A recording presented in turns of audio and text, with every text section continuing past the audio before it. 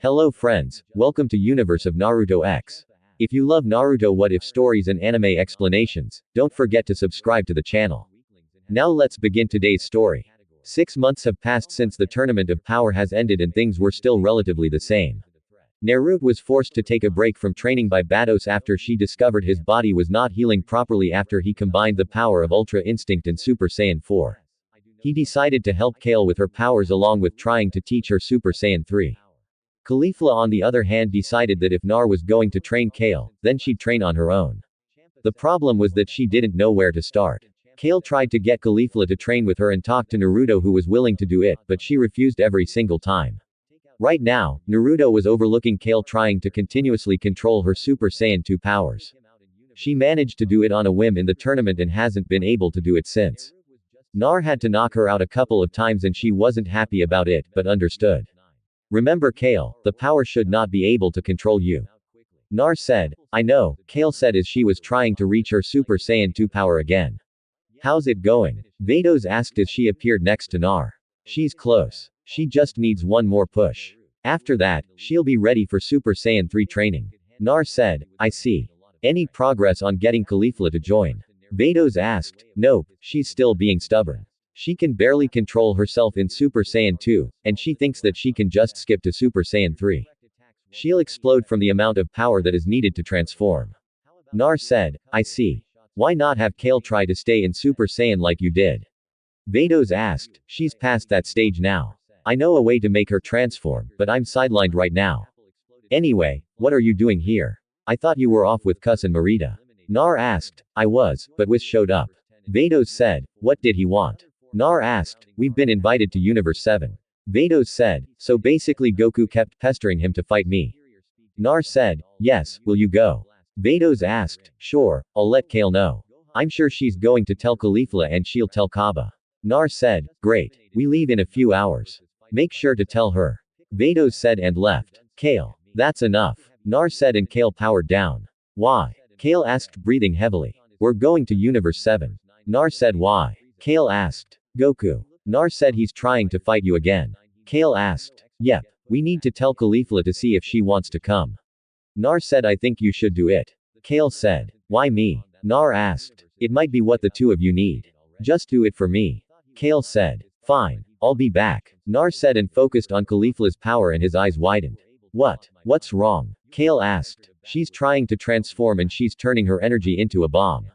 Nar said and vanished. Sadala. Nar arrived where Caulifla was training and saw what she was doing. Her aura was turning into flames around her and she would soon blow up. Nar quickly appeared behind her and chopped her on the neck, knocking her out. She started to fall out of the air, but Nar caught her and landed safely on the ground. A few hours later, she woke up and didn't notice him around. Ow. My body feels like it's ready to explode, Caulifla said as she failed to sit up. That's because you nearly killed yourself, Nar said and her eyes went wide. You. Caulifla yelled and tried to attack him, but her body was too stiff to move. Relax. I'm here for 2 reasons. Nar said what would that be? Caulifla asked. We need to talk and we're going to Universe 7. Nar said I'll go to Universe 7, but I have nothing to say to you. You betrayed me. Caulifla said, how did I betray you? Nar asked, you just did. Caulifla said, how? Nar asked, because you left, then you had the nerve to call me stupid. Caulifla said, no, I called the idea of dragging Kale into criminal activity stupid. Look at what happened to her. Do you even care? Nar asked. Of course I care. She's like a sister to me, Caulifla said. As for me leaving, it wasn't like I wanted to leave. I had no choice. After our argument, I wanted to call and apologize, but I was too angry to do it.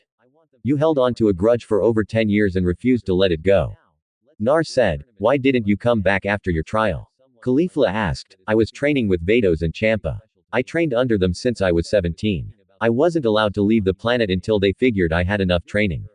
I did come back once to gather fighters for the Tournament of Power, though. I saw everything that happened between you, Kaba, and Kale when he tried to teach you how to transform. Nar said, why didn't you come speak to us? Were you afraid of my awesome power? Caulifla asked, hardly. I was there illegally, and if you would have seen me, we would have fought. I couldn't risk it. I would like to be friends with you again, and I'm sure Kale would like that as well. Nar said, I don't know. How would we even go about being friends? Caulifla asked. We can always prank Champa. It's what I like to do and sometimes. Vados joins in on the fun. Nar said, deal. Ouch. Caulifla said, I'll heal you. Nar said and used his powers to heal her. Why didn't you heal me sooner? Caulifla asked. Because Kale would have been mad at me if we didn't talk. Nar said, so, are you two officially together? Caulifla asked as she stood up. Yeah. Nar said, so, you two have slept together already? Caulifla asked, a couple times. Yeah, first time was when we met for the tournament. Nar said, that's what took so long. We had to wait hours for you. Caulifla yelled, hey, she's the one who wanted it. Nar said, wow. Caulifla said, I'm sure you've already done it. Nar said, and Caulifla mumbled something. What was that? I couldn't hear you. Nar said and Caulifla mumbled again. I still can't hear you. Nar said I haven't done it yet. Caulifla yelled. Seriously? Nar asked. Yeah, I just never got to doing it. Caulifla said, well, I'm sure Kaba hasn't either. Nar said with a smirk. Shut up. I do not like him. He may be cute, strong, polite, and a nice person, but I don't like him. Caulifla said with a smile and faraway look on her face.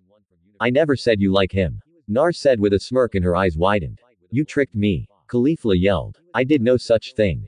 It's nice to know that you do have feelings for him. I've seen the blush you had on your face when they would mention him to you during the tournament. Nar said, shut up. Caulifla said, fine. Now there's something else you need to know. Nar said, what's that? Caulifla asked. You almost blew yourself up. Nar said bluntly. I did. How? Caulifla asked. You were turning your energy into a bomb like Vegeta did during the tournament. The only difference is you would have died. What were you doing? Nar asked. I was trying to become a Super Saiyan 3. Caulifla said, you need to master Super Saiyan 2 first before you even try Super Saiyan 3. Nar said, I know you've been training Kale. Has she become a Super Saiyan 3? Caulifla asked. No, but she's close. You would be a Super Saiyan 3 by now if you weren't so stubborn. If you'd like, I can train you with Kale. Her control over Super Saiyan 2 is at the same level as yours now. Nar said, and she sighed. Fine, I'll let you train me. What about your training? Have you gotten stronger? Caulifla asked. No, I've been sidelined by boss. After the tournament of power, my body wasn't healing how it should have. I'm waiting for her to say I'm clear to start training again. Nar said, then I guess I'm stronger than you now. I mean, I've grown a lot in these last 6 months. Caulifla said proudly. You're not even capable of beating me in my base form. Nar said bluntly. You didn't have to put it like that. Caulifla mumbled. So, are you ready to leave? Nar asked. I need to tell Kaba. I mean we need to tell Kaba. Caulifla said he already knows. Nar said looking behind her and she turned around. How long have you been there? Caulifla asked with a small blush. I hope he didn't hear what I said about him. Caulifla thought. I've been here for a while now.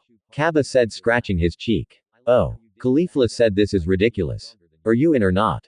Nar asked. He's in. Caulifla said he is. Nar asked. I mean that's if he's not busy or anything. Caulifla said, this is really embarrassing. I'm telling Kale as soon as we get back. Nar thought. Yeah, I'm in. Kaba said, great. Let's go. Nar said and grabbed both of them and left via instant transmission. Champa's planet. They've been gone for quite some time. Do you think they started fighting? Kale asked Vados. No, I think they'll be just fine. Vados said, why aren't you letting him train? Kale asked. Because he trains 24/7. He needs a break. The amount of strength he has now is more than enough. Vados said, you're hiding something, aren't you?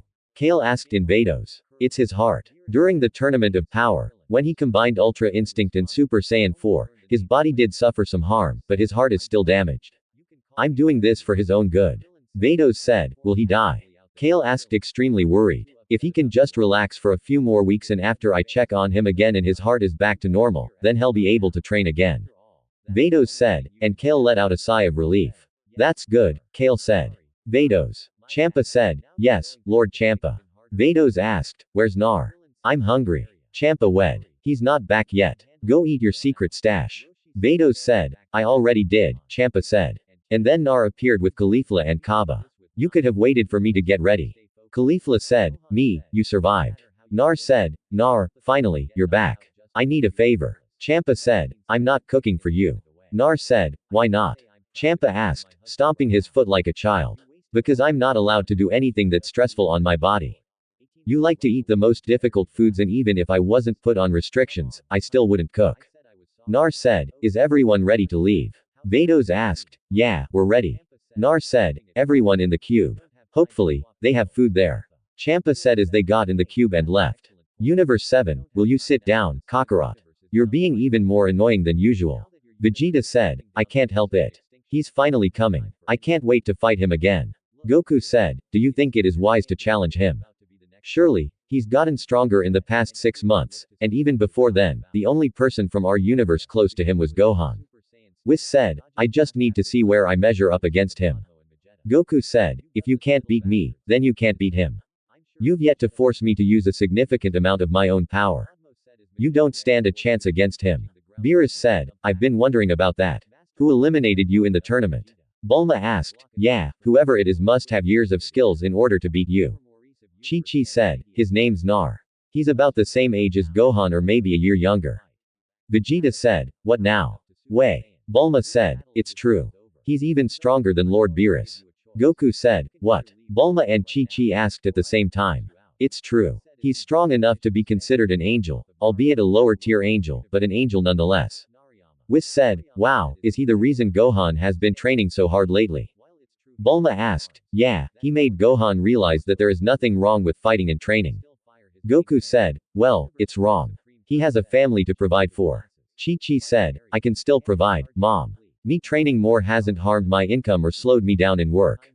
I just want to be strong enough so another situation doesn't happen where I need to rely on Dad and Vegeta to save the day.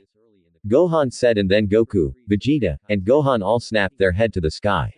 What is it? Bulma asked. It can't be. Gohan said, how's he back? Goku said, he's supposed to be in hell right now. Vegeta said, who is it?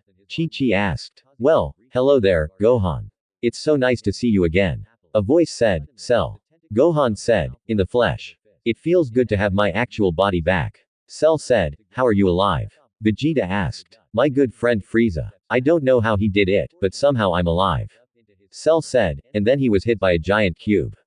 Seriously, Champa, you suck at driving this thing. You just hit a bug, Nar said as he left the cube.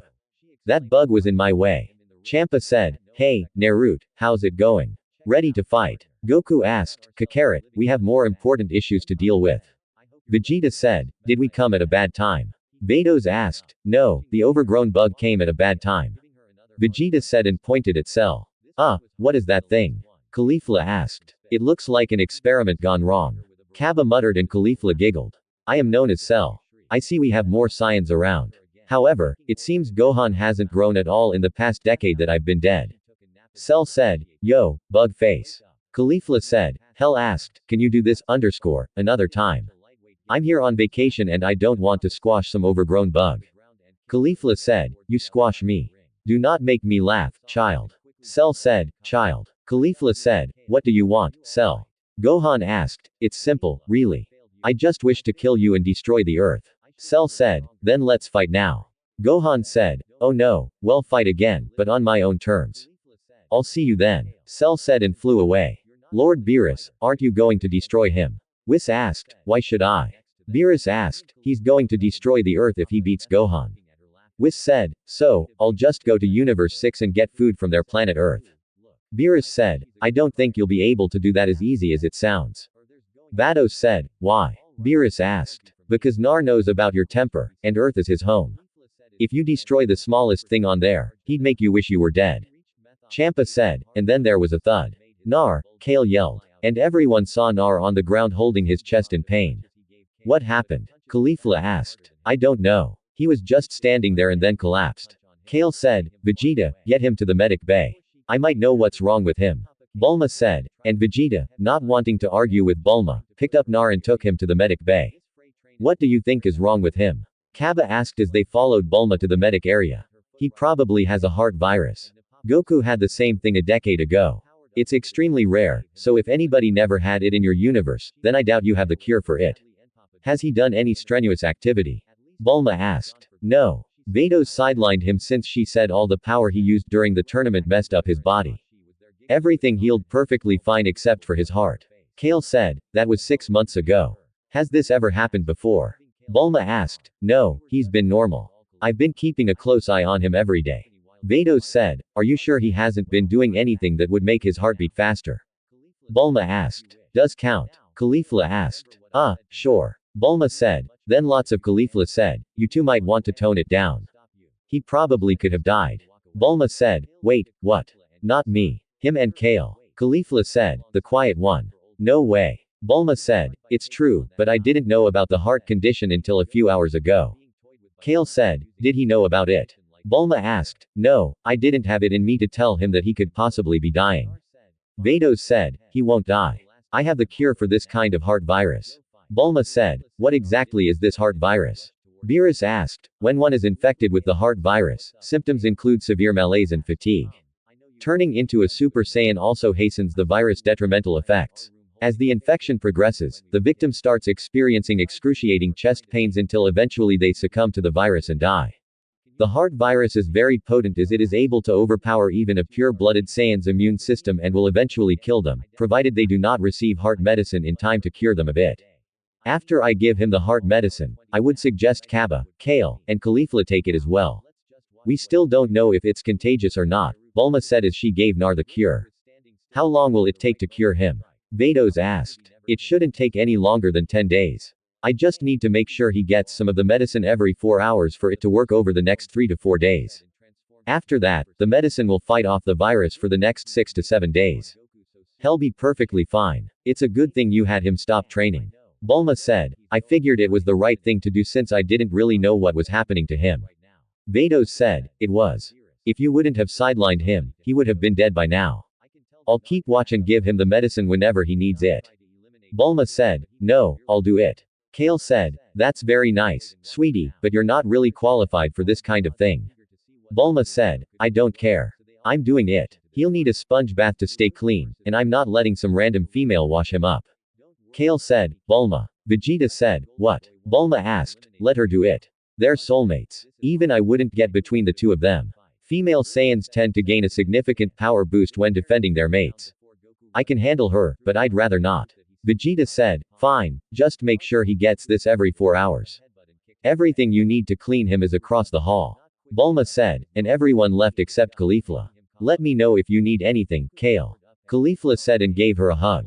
I will. Kale said outside, Mom, who are these people? Trunks asked. Oh, these are the Universe 6 Saiyans. Kaba and Caulifla. Kale and Naruto are in the medical bay right now. Do not go in there. The other two are Champa and Vados, the angel and god of destruction from Universe 6. Bulma said, why are they here? Goten asked. I wanted to fight somebody strong. Naruto is the strongest person I know. I'll have to wait though. He has the same heart virus I once had. Goku said, the last time you wanted to fight somebody strong, you nearly got us all erased for good, you dumbass. You didn't even last that long in the tournament. Vegeta said, come on. If I had a bit of strength, I could have taken Naruto on. Goku wed, he kicked you twice in the tournament. Nobody was able to do any damage to him except Jiren and Belmont. Even then, he still beat them even after they fused together. Vegeta said, sounds like you have quite the respect for Nar. Whis said, he's a true Saiyan warrior. Only other Saiyan I respect is Gohan. Vegeta said, what about me? Goku asked, I don't respect dumb asses. Vegeta said, what are we going to do about Cell? Gohan asked, we train and wait. He doesn't know that you were suppressing your power level, so that's good. He's obviously after Gohan since he was the one to kill him the last time. Vegeta said, I wanted to fight him. Goku wed, how about you fight me then, monkey? A voice said, Frieza. Goku asked in the flesh. I must thank you for giving me my life back. Oh, what's this? The monkeys from Universe 6 are here. Where's the other two? Frieza asked. Naruto's recovering in the medic bay. He has a heart virus. Kaba said. Kaba. You idiot. Caulifla said. Oops. Sorry. Kaba said and Frieza sent a blast towards the medic area and destroyed it. That takes care of two. Now Goku, are you going to fight me or not? Frieza asked. And before anybody could speak, a huge power level was felt coming towards them. Who's that? Trunks asked, afraid. That would be a piss of female Saiyan. Looks like you won't be fighting Kakarot. Vegeta said. What do you mean? Frieza asked. He was suddenly kicked away and was sent flying so far that nobody could sense where he was. Everyone looked at the culprit and it was none other than Kale who was in her Super Saiyan 2 form. Goku was about to speak up and say something stupid, but Vegeta quickly put his hand over his mouth to shut him up. Kale released the transformation and simply flew back to where Naruto was now being kept. What was that? Chi-Chi asked. That was a pissed off female Saiyan. Kakarot here was about to say something stupid and get himself killed. Vegeta said, I was not. Goku said, then what we're going to say? Vegeta asked. I was going to ask if she thought Naruto would want to have a fight after he's healed. Goku said, wow, he is a dumbass. Caulifla said, I guess I need to rebuild my medical bay. The servers will be right out with the food, so make yourselves comfortable. Bulma said, walking away. Finally, some food, Champa said. Of course, he would be the one to say something first. Caulifla said, I heard that. Champa said, I'm not surprised. Those big ears of yours can probably hear what's going on in Universe 6. Caulifla replied, I'm a god of destruction. Show me some respect, Champa said. You're out of shape. I hardly doubt any other god respects you. Caulifla said, that's not true. Champa said, miss. God said, what is it, kid? Caulifla asked, if you're a Saiyan, can you transform into a Super Saiyan? Godin asked, yeah, I can go Super Saiyan too. Caulifla said, that's awesome. God said, maybe me and God can fight you before you leave. Trunks said, I have a better idea. Me and Kale will take on the two of you as soon as Naruto is finished healing. Caulifla said, sweet. Trunks said, Master Vegeta, can you train me? Kaba asked, it depends. Have you grown stronger since the Tournament of Power? Vegeta asked, no, I'm still having trouble with Super Saiyan 2. In fact, all three of us are. Kaba said, speak for yourself. I can handle Super Saiyan 2 just fine. Nar will train me and Kale once he's better, and then I'll become a Super Saiyan 3. Caulifla said, is it wise to train here? I mean, this is supposed to be a vacation after all. Vados said, you can train anywhere and anytime. You never know when your next opponent will come up. Goku said, is training the only thing you do? Caulifla asked, what else is there to do? Goku asked, dumbass. Vegeta said, quite the Saiyan you have, Whis. Vados said, yes, I know. He trains every day, and his obsession has become even worse since his loss to Nar. Whis said, I still can't believe how strong that Saiyan is. To think he was able to defeat Belmont after the Omni King granted him a seat at the table of deities. It's astonishing. Beerus said, he's quite amazing. I'd like to take full credit, but when I first started to train him, he was able to force Champa into using nearly 25% of his power. Vados said, seriously? Goku asked, yes, he was on a planet by himself and literally trained every day. Vados said, did he still train every day when you became his teacher?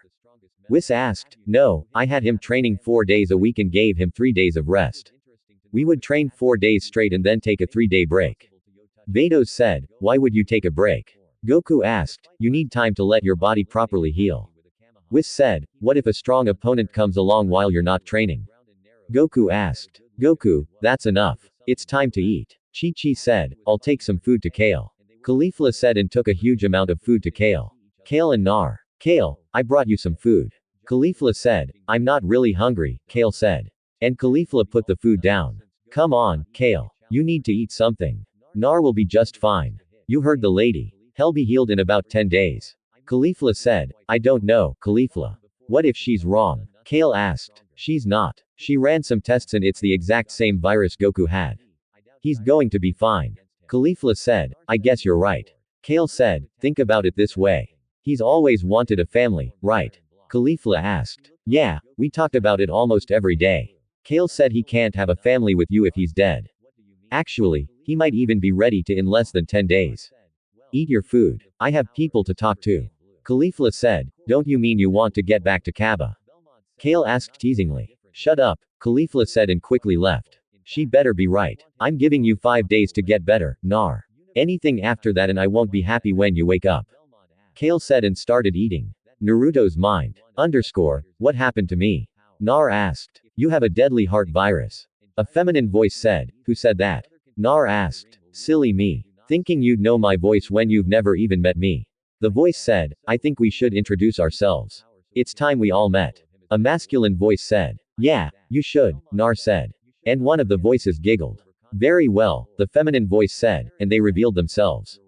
Who are you? Nar asked. Look at you. You're all grown up, the lady said. He's strong as well, the man said. I'll ask one more time. Who are you? Nar asked and turned Super Saiyan.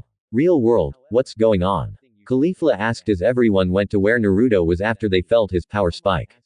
Why is he a Super Saiyan? Champa asked. I don't know. I was just eating and then he transformed. Kale said he shouldn't be able to transform right now. Bulma said, how's his heart? Chi-Chi asked, it's still fighting off the virus. He's transformed, but the virus isn't spreading for some reason like it did with Goku. Bulma said, Nar, can you hear me? If you can, I need you to drop the transformation. Kale said, it's no use. He's unconscious right now. Bulma said, then how's this even possible? Vegeta asked, I don't know. Something triggered his powers, but it's only him and Kale in the room. Bulma said, reading the monitors. Why is he crying? Caulifla asked, and everyone saw a tear come from his eyes. Wasabi. Nar mumbled. Who's Wasabi? Kale asked. Naruto's fine. Champa said, what makes you say that Lord Champa? Vados asked. Wasabi is his mother. Champa said, and everyone saw Nar dropped his transformation. I thought he didn't know his parents or their names. Caulifla said, he's always known their names. Champa said, what did you do? Kale asked and went Super Saiyan 2. Relax. I owed him for saving my life during the Tournament of Power. So about 3 months after the tournament, I visited the Namekians and used their Dragon Balls to make a wish. Champa said, what was the wish? Beerus asked. I asked the dragon for Nar to meet his parents when the time was right. I'm guessing since he was on the verge of death before he was given the antidote that now was the right time for him to meet them. Don't tell him I did something nice for him. Hell never let me live it down, Champa said. And Kale went back to normal. I'm impressed. Lord Champa, I didn't think you'd do something like this. Vados said, are you mocking me? Champa asked. I wouldn't dream of it, my lord. Vados said with a smirk. Wipe that smirk off your face. It reminds me of Nar when he does it. Champa said, okay, everyone out. Kale said, I just have to do a few more tests. Bulma said, nope, he's fine. Out. Kale said and basically pushed everyone out of the room. Naruto's mind. Well, it certainly is nice to see you all grown up, Nar. The female said, how do you know my name? Nar asked, I know your name because I named you after pushing you out of me. The female said, I didn't know your name until recently since I died before you were born.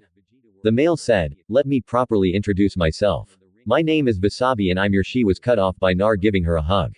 Mom, Naruto whispered. That's right, Wasabi said as she held him tight. I'm Crest, your father, Crest said as he joined the hug. Wasabi is a woman of average height and slender build. She has a lighter pale skin complexion, onyx eyes, and shaggy black hair reaching her shoulders. Her hair bears a resemblance to Naruto's except with 2 bangs. She wore a sleeveless black bodysuit and dark green combat armor highlighted with bronze and outlined by white in addition to purple armbands and white boots. Her armor also had a thigh-length hoop. Crest is a tall man of muscular build with black hair. His hair is much shorter and stands on end in a spiky formation with a single bang hanging over the right side of his forehead. He wears a dark blue and green battle armor, dark blue combat pants, long red armbands with matching leg warmers, and black and green boots. Look at you. You're a mixture between your father and me, Wasabi said, looking at Nar. Apparently, you have more strength than I ever had, Crest said. You said something about a heart virus. What is it? Nar asked. It's not common, so there's no cure for it. It usually comes from the planet Yardrat, and from what I've been told by a deceased Yardrat, it is contagious. Crest asked, but I've never been to planet Yardrat. Nar said, have you ever been around somebody from Yardrat? Crest asked, yeah, I was training under somebody named Orcus for 3 years. He trained me in spirit control. Nar said, what did he look like? Crest asked, short, blue, no ears, and small eyes. Nar said he died from the virus. You must have gotten it from him. The good thing is that it doesn't become contagious until it starts to affect you. When did it start to affect you? Crest asked. Not until I came here. Nar said, alright, after you beat this, you need to let whatever doctor is taking care of you right now that it's contagious. Crest said, I will. Nar said, something's bugging me. Wasabi said, what's that? Crest asked, why do you have a tail? Wasabi asked Nar, I was born with it. Dr. Venus cut it off when I was born, but it grew back. Nar said, ah, how is Dr. Venus? Crest asked, he's dead. Nar said, what? How? I figured he'd outlive everyone on planet Sadala. Crest said, Taro killed him. Taro framed me for destroying a city on Sadala and left some ape hair from the first time I attacked when I was 3 weeks old. I was banished and Dr. Venus found out it was Taro who did it. So Taro killed him and then fled Sadala before he could be caught. He came to Earth and that's where I killed him. He also poisoned Mom. Nar said, why would Taro do something like that? Crest asked. He said it was because of you. Nar said, me, what did I do? Crest asked. He said it was because people always preferred you over him. He said he would always outdo you in everything, but everyone liked you better than him. Nar said, well, yeah, that's because he was a major asshole, Crest said. And Wasabi hit him upside the head. No cursing, Wasabi said. What the hell? Nar mumbled. And Wasabi hit him as well. That goes double for you. Wasabi yelled. Okay, I'm sorry. You hit me just like Vados. Nar said, mumbling the last part. Vados, who's that? Cress asked. Is she a girlfriend? Wasabi asked. No, she's the lady that raised me. I was on planet Earth, and at first she couldn't allow herself to be seen by me, so she would come and leave me clothes or heal me if I trained too hard and passed out. I met her when I was 11, and she started to train me personally when I was 17. Nar said, why'd she wait so long? Wasabi asked, because she's an angel. She works with Champa, the god of destruction for our universe. Nar said and then went on to explain things to them. Wow, that's a lot of stuff that we missed out on. Did she make sure you ate? Did you bathe every day? Wasabi asked. Yes, she made sure I had some vegetables and fruits every day and made sure I drank plenty of water. Nar said, good. I'm glad she was able to take care of you. Wasabi said that Champa fella sounds more like an uncle or something to you. Crest said he is. I like to prank and tease him a lot and he does the same, but when it comes down to it, we have each other's back. Nar said, I'm glad to hear that. Now, did you meet your soulmate already? Wasabi asked. Yeah, her name is Kale. Nar said, good. I hope you didn't make the same mistake as your father did. Wasabi said, oh, come on. I said I was sorry. Crest said, what did he do?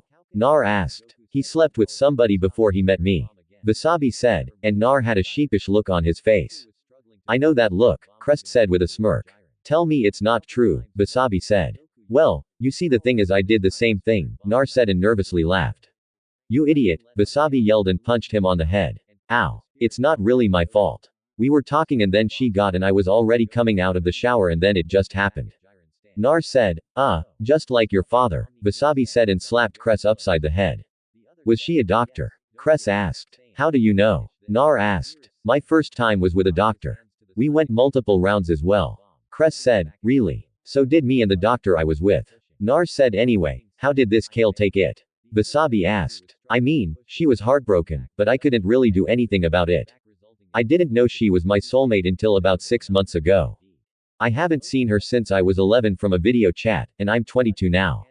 She slept with somebody as well, but we resolved it in the end before the tournament. Nar said, good. Is she pregnant? I might be dead, but I still want grandbabies. Wasabi said with stars in her eyes.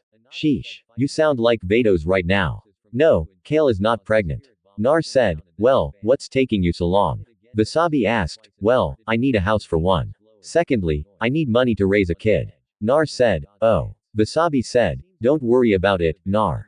Take your time. I mean, we were 30 when she finally got pregnant. Crest said, speak for yourself. I was still 29 when I got pregnant. Wasabi said, you were 29 for 5 more minutes. Crest said, I was still 29, damn it. Wasabi said, well, my birthday is a day before Kale, so we're the same age. Nar said, ah, that's so cute. Wasabi said with stars in her eyes. Here she goes with the star eyes again. Cress mumbled. Shut up, Wasabi said and punched him on the head. Dad, is it true that mom was stronger than you? Nar asked. Oh, Nar, that was just some silly rumor somebody started. It started when they would see me punch him for saying something stupid. He was always stronger than me. Wasabi said, I'm sure you understand. It's certain things you let your soulmate do when you love her as much as I love your mom. Cress said, I know. Kale eats the ribs off of my plate and something comes over me like a warning of what would happen if I said something about it. Nar told him, always listen to that sign. It will save you from brain damage. Cress said, are you trying to say something? Wasabi asked with a sickly sweet smile on her face. No. Just how much I love you. Cress said. Good, Wasabi said, and then they started to fade slowly. Looks like our time is almost up. Cress said, wait, I have one more question. Nar said, what's that? Cress asked. Who did you fight that forced you to blow yourself up? Whoever it is must have been strong. Nar said, and Crest got serious. Strong is an understatement. His name is Archus, and he said he used to be the angel for the god of destruction from what he called Universe 15. He saw through every single one of my attacks and even after I blew myself up, the person who guides the souls in the other world said that my final attack did allow my team to escape and take out enemies, but Ares survived without a scratch. Crest said, a rogue angel. That's impossible. All angels that lose their god of destruction should serve under the Grand Priest until they are appointed a different position. How the hell did he manage to go rogue? Nar asked and was so deep in thought that he didn't feel Wasabi smack him upside the head. If he's an angel, then I fear he is unstoppable. The only way I see him being defeated is by another angel. Crest said, "I'll have to ask Vados and Champa about him. There's no way the Grand Priest couldn't know about a rogue angel." Nar said as Crest and Wasabi faded some more. "Looks like our time is up, Nar. Even though it might not mean much, I'm sorry for being selfish and blowing myself up. I should have retreated with my team and then you wouldn't have been exiled from Sadala," Crest said as he gave Naruto a hug. "It's all right, Dad. I understand what you did. I don't hold it against you, and I'm proud to have you as my father," Nar said, and Crest smiled. "Make sure you keep Kale happy. It'll save you from getting hit a lot," Crest said before he faded back to the afterlife. And then Wasabi grabbed Nar, crying her heart out. "I don't want to go. I finally saw you again after 22 years. Nurid, I want you to keep eating your vegetables, fruits, drinking plenty of water, and getting plenty of sleep. I won't be around anymore, but I'll always be with you in your mind and heart. Tell Vados I said thank you for taking care of you and making sure you were raised properly. I love you so much. I'll miss you." Wasabi said, "I love you too, Mom," Nar said, and they hugged each other until Wasabi was unable to hold him. "Take this," Wasabi said, and a pink orb came from her hand onto Naruto's. "What is it?" Nar asked. "My ultimate move. It's called Rose Typhoon," Wasabi said before she completely faded away. "Rose Typhoon. I'll try this out as soon as I can. First things first, I need to beat this heart virus," Nar said. "Real world, how's he doing?" Caulifla asked as she came back in the room. "He's fine," he kept mumbling a name, but I couldn't understand it. Kale said, "That's weird." Caulifla said, "No, it's not." Kale said, "No, not Nar. His monitor reading, the medicine is working faster than what it was before." Caulifla said, and Kale looked at it. "You're right. You should go tell Bulma and see what she thinks." Kale said and Caulifla nodded. Then came back with Bulma and everyone else. "What's the problem again?" Bulma asked. "The cure is working faster than it was earlier," Caulifla said pointing at the monitor. "You're right. At this rate, he could be up in maybe 2 or 3 days. I've never seen the medicine work so quickly." Bulma said, "Yes, 3 days and I can finally have my rematch." Goku said, "You wonder why you get called a dumbass a lot." Vegeta said, "Should we do blood work on him to see what's causing this?" Vital asked, "No, I won't do blood work without his consent." Bulma said, "I may have a theory to why it's working so quickly." Vados said, "What's that?" Bulma asked. "He is a master of spirit control. One of the abilities it grants is the ability to heal something. I think his spirit control healing ability is working with the cure to get rid of the virus quicker." Vados said. "You might be right," Bulma said. And then everyone felt energy coming from Naruto. Then a pink orb formed in his hand before vanishing after 10 seconds.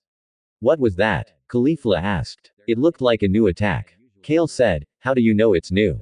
Gohan asked. "Because all of his energy-based attacks aren't one simple color. They're always colorful. This one is just pink." Kale said, "Was there anything else happening?" Bulma asked. "He kept mumbling some name, but I couldn't understand what he was saying." Kale said, "We'll have to ask him when he wakes up. I'm going to be coming in here more often to check on him." Bulma said, "That's all right. All I do is sit here and look at him." Kale said, "You haven't slept yet?" Caulifla asked. "No, with me having to give him the medicine every 4 hours, I just decided to stay up." Kale said, "Kale, we've been here for nearly 2 days." Caulifla said, "Really? It doesn't seem like it." Kale said, "That's because you've been so focused on Nar." Kaba said, "Get some sleep, Kale. Nar will be up in a few days." Vados said as everyone left the room. 3 days later, Kale did go to sleep like Vados said, but the thing was she fell asleep for 3 days. So, imagine her surprise when she woke up in the bed Naruto was supposed to be in. She sat up quickly and started looking around frantically for Nar, but he couldn't be found. She quickly got out of bed and flew to everyone outside who were gathered around eating. "Nice to see you're awake, Kale." Vados said, "Naruto's missing." Kale said, "What?" Everyone asked. "He's gone. I woke up in his bed and I didn't see him." Kale said, "Calm down. I'm sure we'll find him." Kaba said, "Don't tell me to calm down." Kale yelled and transformed to Super Saiyan. "I'm sorry," Kaba said as he shrunk down. "Don't worry, Kale. I'm sure he just woke up and Caulifla was cut off by a huge explosion and everyone went to go see what it was." Explosion site. Mom wasn't lying when she said this was her ultimate attack. Nar said as he just used Rose Typhoon on the water and created a gigantic hole that was quickly being covered in water. Nar, Kale yelled as she flew at Nar and he caught her. It feels good to hold you again. Nar said and Kale started crying. I thought I'd lost you. Kale said, come on now. You know it'll take a lot more than a virus to kill me. Nar said and she laughed. I know, but still. Kale said wiping her face. Welcome back, Nar. Kaba said, thanks. Nar said, how are you feeling? Vados asked. I feel fine. Who took care of me? Nar asked. It was a combination of me and Kale. Bulma said. Then you both have my thanks. Nar said finally up from your nap. I see. You're such a baby. Ow. My chest hurts. I think I'm going to collapse. Champa said mockingly. You're still a fat slob that can't take more than 2 steps without getting tired. Is that a cheeseburger tucked in your side? Nar asked tauntingly. Vados. Do something. He called me fat, Champa said. I heard no such thing, my lord. Vados said, and Champa pouted like a child. Hey, mister, are you really as strong as everyone says you are? God asked. Yeah. Nar said, I bet my dad can beat you, right, Godin? Trunks asked. Yeah, mine, too. God said, well, God, I hate to break it to you, but I've beaten your father twice already. As for you, Trunks, I doubt your father would even challenge me right now. Nar said, hey, Nar, can we spar? Goku asked, sure, on one condition. Nar said, what's that? Goku asked, I'll spar with you if you can deflect this blast in less than 10 seconds. Nar said and blasted Goku away with a strong energy blast. You know he won't be able to do it with the amount of power you put in that attack, right? Beerus asked. I know. I didn't come here to spar with him. I'm on a vacation, Nar said as he felt Goku transform into Super Saiyan Blue. How much power did you put into that blast? Gohan asked. Don't know. Nar said, I'm sure you're hungry. We've got plenty of food for you. Chi-Chi said, thank you. I haven't eaten in over a week. Nar said, are you sure the virus is gone? Vados asked, yeah, I checked the monitors. Everything is good. I know how I got the virus. Nar said how? Kale asked. Okus. The virus comes from planet Yardrat and he died from it. He gave it to me during the 3 years he trained me. So it is contagious, but it doesn't spread to other people until it starts to affect you. So I recommend everyone that was around me take the cure if they haven't already. Nar said, that's good to hear. I can finally finish my research and start sending out the notes and cure to other doctors. Bulma said, that reminds me. Beerus, Whis, Champa, Mom, I need to talk to the 4 of you in private. Nar said about what? Beerus asked. Aris Nar said, let's go. Beerus said and the 5 of them flew away. Who's Archus? Caulifla asked. Don't know. Kale said Mountaintop. How do you know that name? Whis asked. He's the reason my father had to blow himself up for his team to escape. Nar said, I thought your father took out all of the enemies he fought. Vados said he thought he did as well until he went to the other world. The person in charge told him that he took out all of the enemies except for one. What I want to know is how did an angel manage to go rogue with the Grand Priest keeping an eye on them? Nar asked. It happened when the Omni King decided to wipe out the other universes thousands of years ago. He wasn't mad just for no reason. He was angry because Universe 15 couldn't get their mortal level under control. They were plagued by war all over and the god of destruction and angels didn't do anything about it. They simply told the Omni King, whatever gets destroyed can be recreated by the Supreme Kai. Beerus said the Omni King gave them 4 extra years to get their act together and they didn't. It only got worse. The Omni King held a meeting after the 4 years, and when everything was decided, he opted to simply wipe out Universe 15. Universes 13 through 18 were strongly against this and even spoke out against the Omni King, which is forbidden. During his decisions like that, chaos ensued, and Universes 13 to 18 tried to attack the Omni King. Champa said, Universes 1 to 12 jumped in to protect the Omni King, and it was a grueling battle. Beerus wasn't the strongest god of destruction before the universes were destroyed, but he was certainly top 5. It was the angels fighting angels and gods fighting gods. At the end, Universes 13 to 18 were defeated, and the Omni King was enraged. He destroyed Universes 13 to 18 right in front of our very eyes, and the angels were stripped of their powers, had their memories erased permanently, and were sent to other universes to live as mortals until they died. Whis said. However, one managed to get away and he's been in hiding ever since. The Grand Priest has been looking for him, but he was never found. Archus has somehow managed to evade the Grand Priest for all these years, and all the remaining angels are also keeping an eye out for him. He must have some sort of device that hides his power level from us because he just disappeared one day when we're sensing him. What planet did your father die on? Vados asked. Mayanai. Nar responded. I'll inform the Grand Priest about this discovery and he will send out a team to search for any clues that will lead us to him. The Grand Priest wants him to face his punishment for what he did those years ago and we cannot let this go on any longer. Vados said, then you better pray to Champa that I don't find him first. If I do, he's dead. Nar told them and flew off. Doesn't he know it is illegal to kill an angel? Whis asked. This is somebody who blatantly disrespects the Omni King to his face. Do you really think he cares if he kills an angel? Champa asked. Be that as it may, if he somehow manages to kill Ares, it will be on your head. I suggest you try to prevent that from happening. Whis said, I can't do anything. He's way above me. My destruction energy won't even work. Champa said, then I'll do it. Vados said, it's illegal for an angel to fight outside of training, and it can lead to severe punishment. Whis said, it may come with a severe punishment, but it doesn't mean the universe will be erased. If he tries to kill him, I'll step in and put a stop to it. Even if that means I have to fight him myself, Vados said. I would try to talk you out of it, but I see your mind's made up. Whis said, Vados, are you sure you have what it takes to stop Nar from killing Ares? Champa asked, Lord Champa, I am far stronger than Nar. Of course, I have what it takes. Voss said, that's not what I meant. Champa said, what he means is despite you not actually giving birth to him, Nar shares a deep mother and son bond with you. Are you willing to kill your son for the sake of your universe potentially getting erased? Whis asked and Vados grew silent for a minute. Can you do it? Vados. Champa asked. Yes, I may be his mother, but I was an angel first. Vados said and left. Sometimes I hate my job. Champa said with a sigh. I know the feeling, Virus said. And Whis was just staring off in the direction Vados went. She's not 100% sure. She's torn inside. Perhaps it's best if I contact Marita and cuss for this one. Whis thought, Naruto, why are we here? Caulifla asked as they were floating up above water. I want both of you to turn Super Saiyan 2 as quick as possible. Nar said, okay. They both said and it only took them 3 seconds to transform and then dropped it. Now what? Caulifla asked. Now I'm going to show you how to become a Super Saiyan 3. Nar said as he turned Super Saiyan 2. Yes. Caulifla said first. Caulifla, what were you doing when you tried to transform? Nar asked. I was searching for that tingly feeling in my back like I usually do. Caulifla said, what? Nar asked and dropped his transformation. When Kaba taught us to transform, he told us to focus on a tingly spot from our back. Isn't that how it's done? Caulifla asked. No, that's the dumbest thing I've ever heard. Focusing that much power to a single point in your back is dangerous and you should never do it. I want you both to transform into a Super Saiyan 2, but this time pull the energy from your core like you're supposed to, Nar said, and they turned Super Saiyan 2 in less than a second. Whoa, that was so much easier. I don't feel the usual strain like I normally do. Caulifla said, I don't feel that either.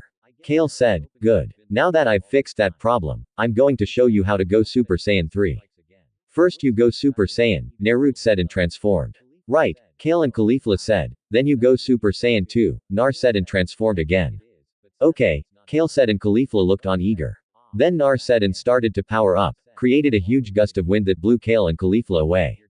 Holy, Caulifla yelled and she was struggling to stay still. This next energy has to come from deep inside.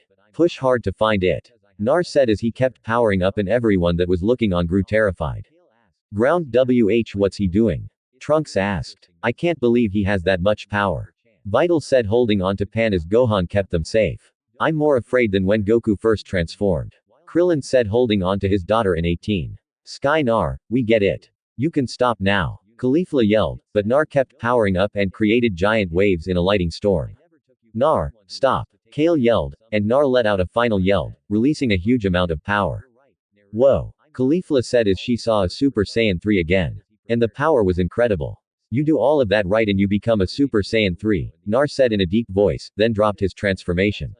That's so awesome. I can't wait to try it. When can I try? Caulifla asked. Right now. Who wants to go first? Nar asked. I do. Caulifla said. Kale, come here. The amount of power that will be released might blow you away again. Nar said okay. Kale nodded and flew over to Nar. All right, Caulifla. You're already in your Super Saiyan 2 form now. So when you power up, dig deep to find that power in your core and push it out of you slowly. Nar said, got it. Caulifla said. She started to power up as much as she could in Super Saiyan 2. And when she reached her limit, she was tired. She refused to give up and started to dig deep for the power Naruto told her to look for and listened as he coached her through it. The more power she let out, the more her body hurt and the louder she yelled. She caused the water to start creating huge waves and caused a mini earthquake that terrified the civilians. Naruto was watching on and smirked when he saw her hair start to grow longer and longer until it nearly reached her ankles. Instead of the usual one bang, she had two hanging over her forehead. Caulifla let out a final yell and released a huge amount of power, successfully transforming into a Super Saiyan 3. So, how do you feel? Nar asked. I feel so powerful and tired at the same time. Caulifla said, that's the drawback of that transformation. It drains your energy and stamina a lot quicker than the first two transformations. You need to practice staying in that form for a long time to make it seem normal. Nar said on the ground, I can't believe she did it. Kaba said, he must be one hell of a teacher if he managed to get her to transform on her first try. Vegeta said, Dad, how many tries did it take you before you reached Super Saiyan 3? Gohan asked, I don't know. It was definitely way more than once. Goku said, we better brace ourselves for the next one. Krillin said, why? Bulma asked, Kale's power is a bit unstable. She can't really control it sometimes. Kaba said, we have nothing to worry about. Vegeta said, what do you mean, Master Vegeta? Kaba asked, Master. Bulma asked, shut up. What I mean is she's in full control of her power. She's been transforming relatively easy since she's been here. Obviously, Naruto has been working with her on getting it under control. Vegeta said, let's hope so. Krillin said, Sky. Alright, Kale, you're up. Nar said, I don't know. What if I lose control? Kale asked. Then I'll simply knock you out. Nar said charming. Kale deadpanned and Caulifla laughed. Come on, Kale. I thought we were going to reach this together. Caulifla said, we are. Kale said, then go transform. Caulifla said. Kale started to power up as much as she could in Super Saiyan 2. And when she reached her limit, she wasn't tired like Caulifla, but she felt herself slipping. She almost lost control, but reined it in when Naruto spoke to her. She started to dig deep for the power Naruto told her and Caulifla to look for and listened as he coached her through it like he did with Caulifla. The more power she let out, the more her body hurt, and the louder she yelled. Her body was in so much pain due to the huge amount of power she was pushing to the surface that she started to cry a little bit. Kale caused a tsunami to start, and if it wasn't for Whist, then it would have made it to land. Naruto was watching on and smirked when he saw her hair start to grow longer and longer until it nearly reached her ankles. Instead of the usual one bang, she had two hanging over her forehead like Caulifla did. She finished powering up and the difference was that her hair was a lime green color instead of the usual golden color. But her Super Saiyan hair color has always been that way. Woohoo! Go Kale! Caulifla yelled, making her smile. I did it. So this is the power of Super Saiyan 3. Kale said and looked at her hands. Feels good, doesn't it? Nar asked. Hell yeah, it does. What's next? Caulifla asked as she was stopped hugging Kale. Next is training. Nar said before they could even talk, he went Super Saiyan and kicked both of them away. Caulifla couldn't believe it. They were a Super Saiyan 3 and Nar still managed to be faster than them. She grinned as she sailed through the air and knew this training was going to be fun. Kale, however, knew better. This training wasn't going to be fun. It was going to be complete hell. Kale and Caulifla were laying on the ground in complete pain. Nar didn't go easy on them during their training. They didn't even touch him and it was worse because he kept taunting them. It was the same tactic Vados used on him during training, but he didn't tell them that. Speaking of Vados, after Kale and Caulifla transformed into Super Saiyan 3, nobody has seen her or was since. Nar figured she was off calming down after the entire thing with Archis. And for some reason, he just didn't care that she was mad. He looked over at Kale and Caulifla as they tried to get up and just smirked. Take that stupid smirk off your face. Caulifla said, Nar. Kale said, yes, Kale. Nar said, I don't like you right now. Kale said, why? It was just some friendly training. Nar said, we fought for over 50 hours. You didn't let us get a single hit. Caulifla said, I didn't know I was supposed to. Nar said, hey, Nar. Trunks said, yeah. Nar said, can we train with you? Goten asked, how strong are you? Nar asked, stronger than them. Trunks said arrogantly, really? Can you go Super Saiyan? Nar asked, duh. Trunks said, and they transformed. Their Super Saiyan power levels are lower than my full power before I transformed. Nar thought, can you go Super Saiyan 2? Nar asked, no. Trunks said, then you can't train with me. More importantly, you aren't stronger than Kale or Caulifla. Nar said, yes, we are. We can fuse together. Trunks said, so, can they tell you what? In a week, we'll have a fight. Goten and Trunks versus Kale and Caulifla. How does that sound? Nar asked. I'm in. God said, why a week? Trunks asked. Because you'll need the extra training. Plus, Kale and Caulifla will be training as well. Nar said, deal, come on, Jenin. Let's use the hyperbolic time chamber. Trunks said, okay. God said and flew off with Trunks. They hyperbolic time chamber, huh? Interesting. Nar said, what's the hyperbolic time chamber? Caulifla asked. It's a room that lets you get a year of training done in a day. You can only use it 2 times in your life. If you go in a 3rd time, the door goes away, keeping you in there forever. Nar said, how do you know that? Kale asked. It's one on Earth in Universe 6. I came across it, but never used it. Nar said, why not? Caulifla asked. I prefer to train outside. Nar said, can I use it? Caulifla asked. You could, but I wouldn't recommend it. Nar said, and somebody appeared behind him. Nar. A voice asked and it was an angel he's never seen before. Depends on who's asking, Nar said. The Grand Priest would like a word with you. The angel said, I figured this was coming. Let's go. Nar said and used instant transmission to leave. Omni King Palace, you called. Nar asked the Grand Priest. You are supposed to bow when speaking to the Grand Priest and knock before entering. An angel said, whatever. What do you want? Nar asked, it has come to my attention that you have information on a rogue angel. The Grand Priest said, your point. Nar asked, I would like to know how you obtained this information. The Grand Priest said, he's responsible for the death of my father. I talked to my father when I was nearly dead from a deadly heart virus, and he told me what happened. This is all your fault, but I'm not holding you accountable for his actions. Nar said, how is it my fault? The Grand Priest asked, I know the only person stronger than you is the Omni King. Had you done your job right, then Archus wouldn't have been on the run for this long. My father would still be alive, and I wouldn't have had to grow up the way I did. The 2 idiots sitting on the throne are supposed to overlook this, but apparently the one from our world doesn't know how to do his job unless he's pissed off. Nar said, such disrespect. An angel yelled and stood up. Be that as it may, I still cannot let you go on and kill him. When you find him, I want you to report your findings to me. The Grand Priest said, no, if I find him, then I'm going to kill him. You've had your chance to do something about it, and you failed to do so. Nar said, that is an order, and you will follow it. The Grand Priest said, seriously, you seem to think I'm an angel or god of destruction. I don't take orders from you. What are you going to do if I don't listen to you? Huh? Fight me? Nar asked. He won't, but I will. Vados said, Vados. Mixerida said, you can't be serious. Cuss said, I am. I may treat him like my own son, but I'm an angel first and foremost. If I have to step in and fight you, Nar, I won't hesitate to do it. Vados said, really? Then if that's the case, you better get ready for a fight. If you're an angel first and foremost, fine.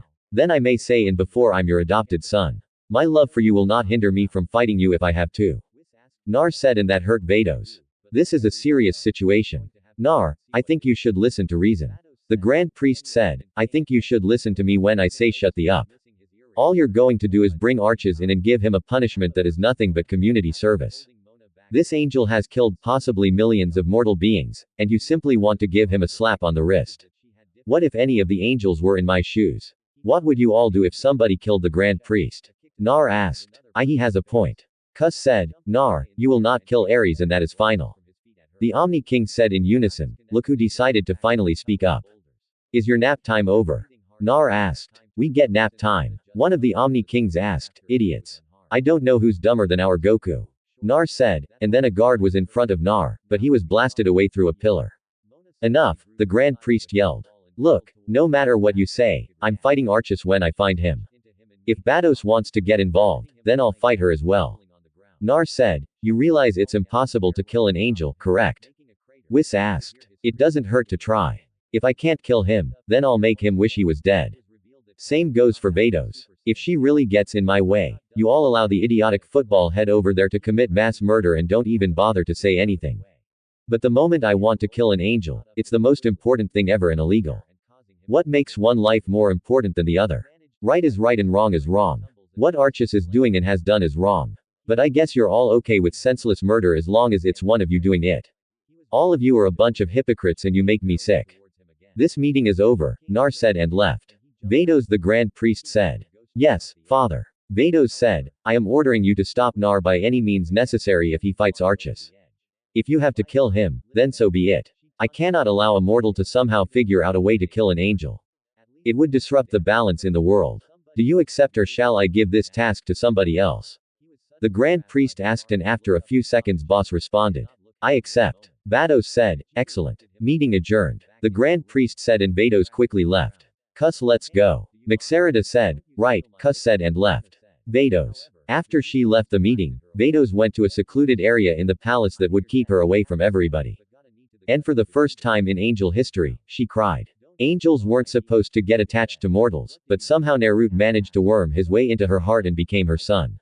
She accepted her orders from the Grand Priest, and now it was too late to back out. She didn't understand why Naruto couldn't see that this wasn't the way to go about things. She was brought out of her thoughts when Cuss and Mixera appeared. Vados, are you alright? Cuss asked. No, I'm not. Vados said and wiped her face. Are you crying? Angels never cry. Mixerida said, I know. Vados said, it's Nar, isn't it? Cuss asked. Yes. Why does he have to be so stubborn? This could have all been avoided had he just listened to the Grand Priest. Vados said, can you really blame him? Marita said, what do you mean? Vados asked, what would you do if you were in Naruto's position? The person who was responsible for the death of his father is still alive and is still killing people.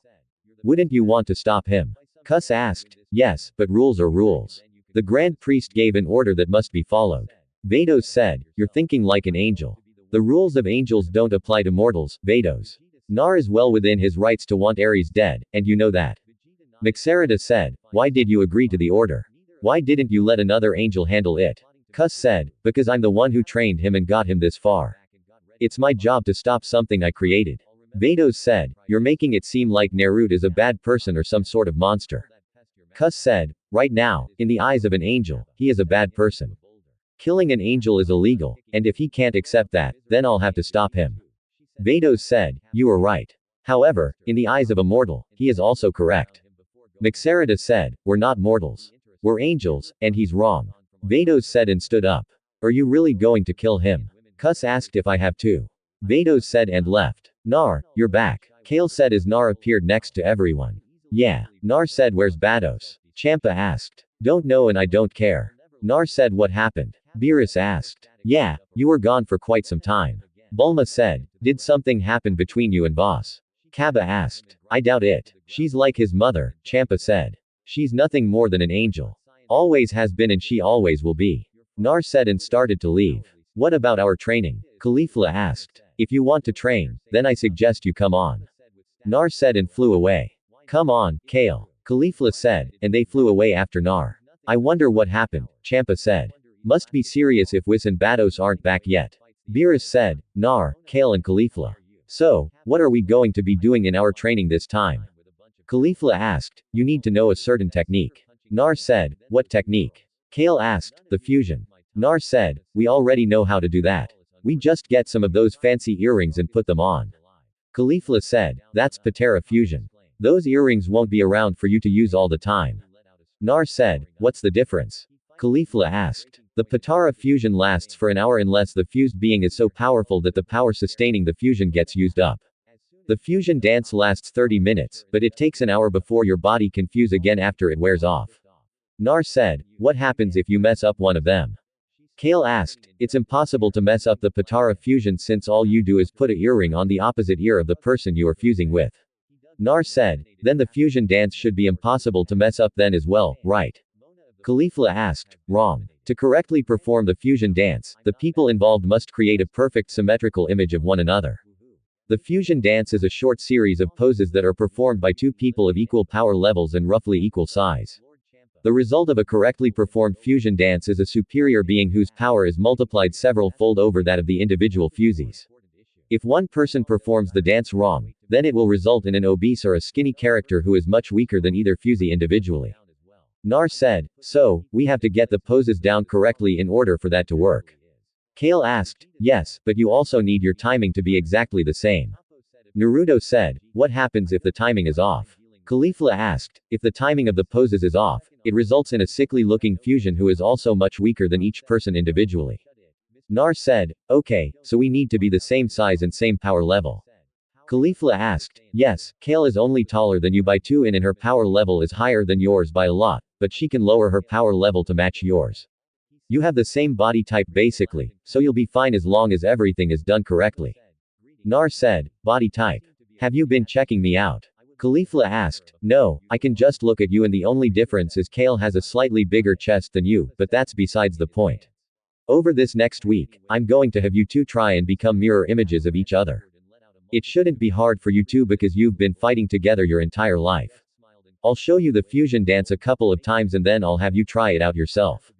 When I feel like you two are good enough with the fusion dance, I'll have you do the fusion while transformed, which is easier said than done. Nar said. Then let's do this. Caulifla said. Good to see you have spirit, but I'm going to break that spirit during this training. Well, train non-stop, and the only break you have is to eat and sleep. Nar said. Is he serious? Caulifla asked Kale. Yes, Kale said. And Caulifla saw an evil glint in Naruto's eye. Training starts now. Nar said. Ah, shit. Caulifla said. Week later. Over the week, Nar meant what he said when they only had breaks to eat and sleep. Out of the 168 hours in a week, Naruto only allowed Kale and Caulifla 6 hours each day after training to eat and sleep. Kale broke after the first day and would break down every night due to how bad she was hurting. It took Caulifla 2 days before she caved and started to cry with Kale. The fusion was harder than they both thought as they messed up more times than it was successful. If it wasn't the timing, then it was the execution. If it wasn't the execution, it was the timing. If it wasn't either of those, then one of them would increase their power level at the last second and ruin the fusion. They had the mirror movements down perfectly after the first few hours like Nar thought they would. And when Caulifla got too big for her britches, Naruto reminded her that they only completed the easy part and the worst has yet to come. He felt God and Trunks trying to spy on them a few times, but he simply blasted them away. Champa came and supervised their training a few times and had to admit that he was impressed with how they were progressing. Naruto had them try to fuse as a Super Saiyan, and although it worked a few times, the fusion only lasted for about 30 seconds. He told them that for now the only way they would be able to transform is during the fusion but limited them to Super Saiyan 2. Right now Kale and Caulifla were in their room laying down from their final day of training and they were both sore. Kale Caulifla said yes Caulifla Kale asked I hate your boyfriend right now. Caulifla said I wouldn't go that far but I do dislike him. Kale said in her I thought I'd be nice and bring you two something that would help. Naruto said walking in the door. What the hell, dude? We could have been. Caulifla said, I've seen Kale plenty of times, so it wouldn't have bothered me. As for you, well, you remember last time when you tried to use a new move and it burned your clothes off. Nar said, shut up. Caulifla yelled. Not that I don't appreciate you being here, but why are you here? Kale asked, and Nar gave her a kiss. I bring peace offerings. Think of it as a congratulatory gift for completing the fusion dance. Nar said, what is it? Kale asked, and Nar threw down a capsule that went up in smoke. Oh, hell yeah, Caulifla said as she was staring at a feast meant for two Saiyans like her and Kale. Plus, I have these, Nar said and placed 2 beans on the table. Beans? Kale asked. I remember these. Isn't this what Goku gave Kale during the Tournament of Power after Belmont pulled a cheap shot and almost killed her? Caulifla asked. Sure is. It's called a senzu bean. Nar said. What does it do? Kale asked. When eaten, the person who ate it will have their energy and physical health are restored to their fullest. The effects are typically almost instantaneous as soon as you swallow the bean. Nar said. All right, Caulifla said and was about to eat it. Don't eat it yet, Nar said. Why not? Caulifla asked. If you eat it now, then you won't be hungry again for a few days, and I'm sure you want to enjoy this feast. Nar said. I guess you're right. Can I ask you something? Caulifla asked. I guess, Nar said, and sat on the bed with Kale. What's going on with you and boss? Caulifla asked, and he was silent. Naruto, are you okay? Kale asked. I'm fine. You two should get some rest. You have a fight coming up tomorrow. Nar said and got up. Nar, please. What happened? You and Vados were like mother and son. Kale said looking at him with pleading eyes. Yes, we were like a mother and son, but all she is now is the angel for Universe 6 to me. Nothing more, nothing less, Nar said. Tell us what happened. Kale said, not breaking eye contact. And Naruto sighed. I found out who and why my father blew himself up. Nar said, that's good.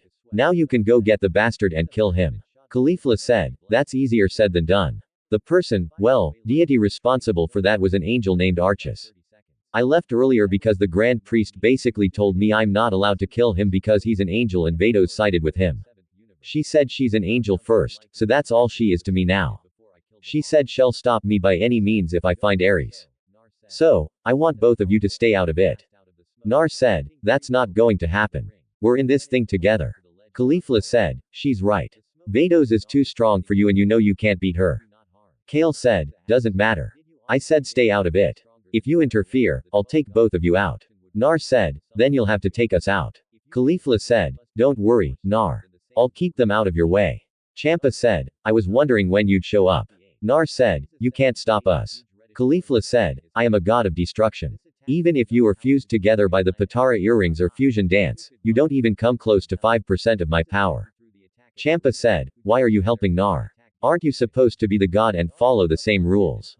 Kale asked, the rules surrounding the gods killing angels is contradicting.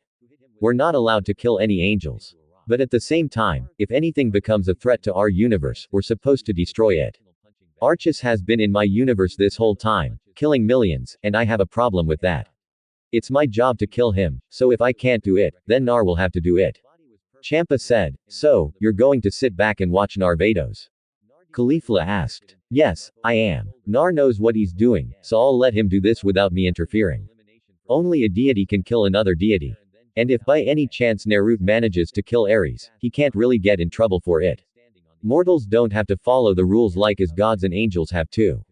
Yes, the Grand Priest will be furious, but he'll give me and Vados some punishment like make us train with him or something. Champa said, I thought you'd be on Vados' side. Caulifla said, I'm a god of destruction, not a god of creation. Destroying things is my job. I don't save lives, I end them. Champa said, will boss fight you for not stopping him? Kale asked, nope. It's illegal for an angel and god to fight outside of training. She'll be mad at me. Yeah, but she won't fight me or anything. Champa said, enough about her. Kale, Caulifla, eat and rest up. Your fight is tomorrow, Nar said and walked out with Champa. Naruto and Champa, are you really going to fight her? Champa asked, if she gets involved, then yeah. Nar said, you know, she's not going to hold back if she's ordered to stop you. Champa said, then I guess she won't be holding back. Nar said, she was ordered to do so. Champa asked, she probably was after I left, but before I did, she told me straight up that if I go through with this, then she'll stop me at whatever it takes because she's an angel first and foremost. Naruto said, you'll need a plan if you want to take her on. Rumor has it she's the third strongest angel after the Grand Priest and Cuss. Champa said, I already have a plan. I'm going to break her mentally. Nar said, how? Champa asked, if she gets involved, then you'll see. Nar said, good luck, Nar. Now, if you don't mind, I have a plate of ribs calling my name. Champa said and flew off. Of course, he'd leave for food, Nar said and teleported away. Next day. All right, you four. This is the fight you wanted, and now you've got it. We came to a mountain area with no life around for nearly 20 meters, so you can fight however you want. Nar said, this will be a piece of cake. Trunks said, yeah, me and Trunks trained really hard. God said, whatever, Kale. All the purple-haired one. You take the one that looks like Goku. Okay. Caulifla asked. Yes. Kale said, fight, Naruto yelled. Let's do this. Caulifla said and kicked Trunks away. Caulifla versus Trunks. Lucky shot, Trunks said and transformed into a Super Saiyan. Caulifla wasn't intimidated in the least and simply caught the punch Trunks came at her with and punched him in the gut. She decided to show him why she's way above him in terms of power, skill, and speed. Caulifla blasted Trunks in the face with an energy blast and he was sent flying into the side of a mountain. Before Trunks could react, Caulifla came flying down at him and kicked him right in the stomach. Trunks quickly transformed to Super Saiyan 2 and blasted Caulifla away from him.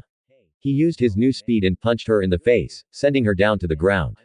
He followed up by shooting multiple energy blasts at Caulifla, creating a huge cloud of smoke, and he didn't stop. If he was paying attention, he would have noticed Caulifla was floating right behind him, watching everything.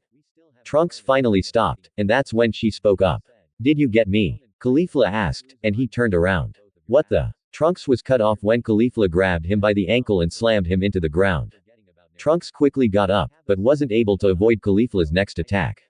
She fired off her crush cannon at him, and he was hit with multiple red blasts of energy.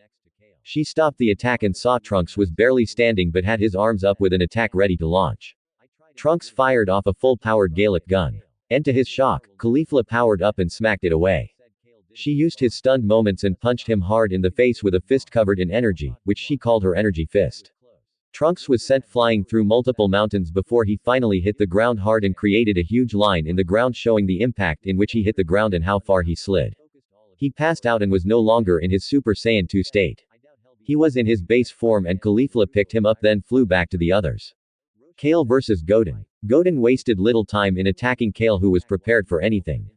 She blocked God's punch and punched him in the face, sending him flying back into one of the surrounding mountains. Goten fired off multiple energy blasts at Kale, who blocked them all and vanished from sight. Goten looked around for any sign of Kale and he couldn't find her. There were no vibrations, no change in wind or anything. It was like she just fell off the face of the earth. What the where did she go? God asked himself. He was so confused that he didn't see the energy blast coming towards him that connected to his back, sending him to the ground. He looked up and Kale was right in front of his face. He headbutted her and then blasted her away. While she was still stunned, he flew at her and punched her away into a mountain. He was surprised that she got up and didn't have a scratch on her. He decided to up us a bit and transformed into a Super Saiyan, then appeared right in front of her. He went for a quick jab, but Kale slapped his fist away like it was nothing and kicked him away. How's she doing that? God thought. Kale wasted no time in capitalizing on her previous attack and used her trap shooter. That was one of her signature's moves.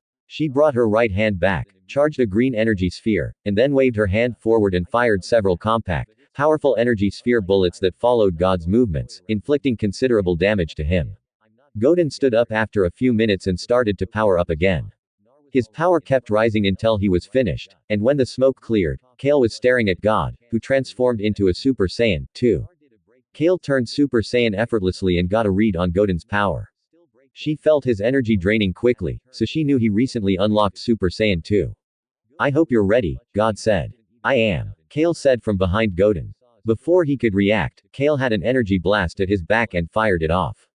Goten was sent flying away, and everyone who was at the tournament of power was surprised by how skilled she was. Now, what they didn't know was that Kale has always been talented, but she was just timid. That changed once she started training with Naruto. And now she was completely different from the tournament. Goten and Kale disappeared and started trading punches and kicks causing shock waves all around the area. And they even destroyed some of the mountains. During the fight, God would occasionally fire off an energy blast to create an opening. So Kale was taking damage, but not nearly as much as Goten was taking.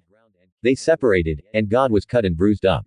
While Kale had no scrapes or anything on her, God cupped his hands to the side and began gathering energy in his hands. Kale jumped back and raised her hands over her head, getting her own attack ready. Goten fired off his Kamehameha, and Kale fired off her resist blast. The power struggle was strong enough to create strong winds and destroy the surrounding area, but only Naruto knew what Kale was doing. Kale released her own blast and allowed the Kamehameha to hit her and Goten added more power to it. Imagine his surprise when Kale came out of his blast and just stared at him. It's over, Kale said. She punched God in the gut, knocking him out of his Super Saiyan 2 state and his Kamehameha faded away. Goten fell to the ground and although he wasn't unconscious, he was pretty close. Next thing everyone knew, Trunks came falling from the sky and landed next to Goten in a much worse condition.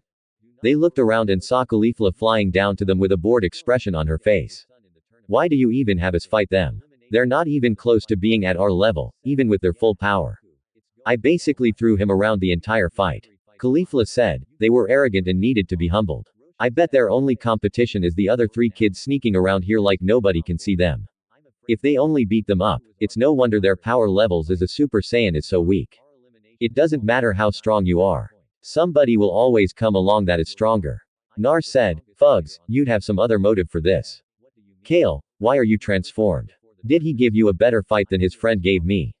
Caulifla asked. I just wanted to make him go all out. I had a feeling if I didn't transform, then he'd hold back. I wanted to see what he was made of, and I wasn't too disappointed. Kale said, we're not done yet. Trunks said, we can still win. Goten said, I thought you two were knocked out. Caulifla said, let's do it. Trunks said, I guess this is it. You ready, Kale? Caulifla asked. Yes, Kale said. Fuian ha. Goten and Trunks said, and Gotenks was now standing in their place. I hope you're ready to lose. You're going down, Gotenks said. Fu Sion ha. Kale and Caulifla said. They know the fusion. Goku yelled. I taught it to them, Nar said.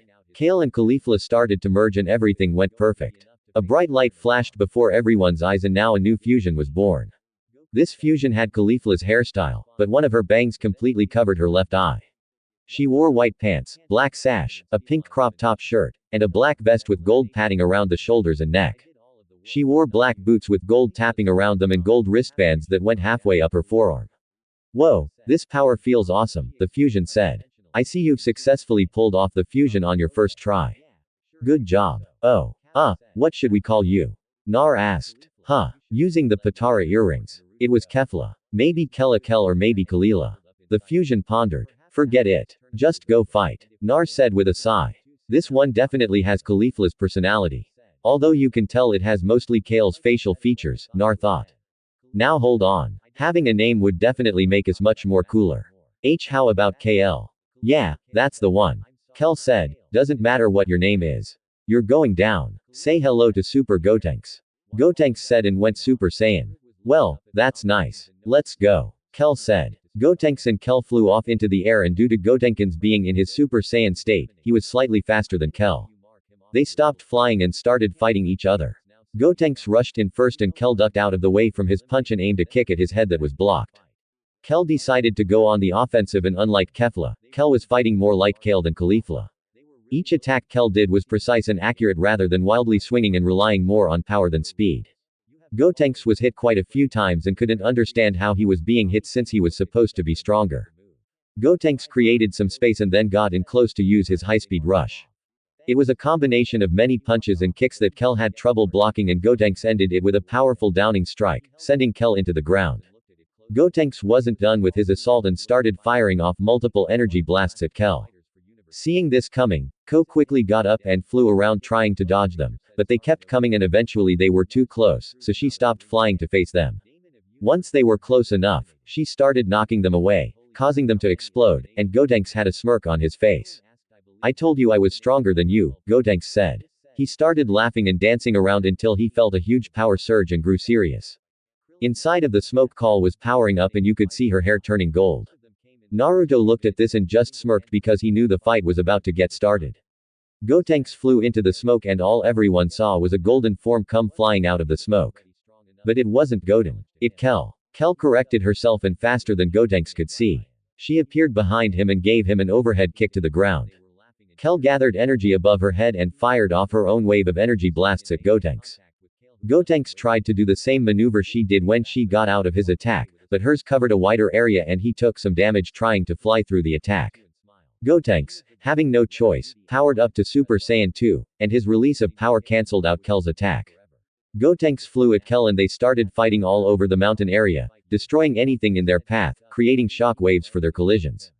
They could hear Chi-Chi and Bulma cheering Gotenks on, and Naruto wondered how they were able to see the fight when they were moving faster than the speed of light.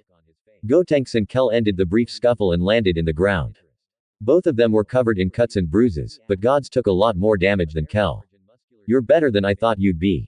If the fusion dance was what it took for you to give me a challenge, then you should have just did that from the start. Kel said, this is nothing. We're both in our Super Saiyan 2 transformations. Wait until I kick it up a notch. What's so funny? Gotenks asked as Kel started to laugh. What's funny is that you think I'm in my Super Saiyan 2 form. I'm still a regular Super Saiyan. This is my Super Saiyan 2 form.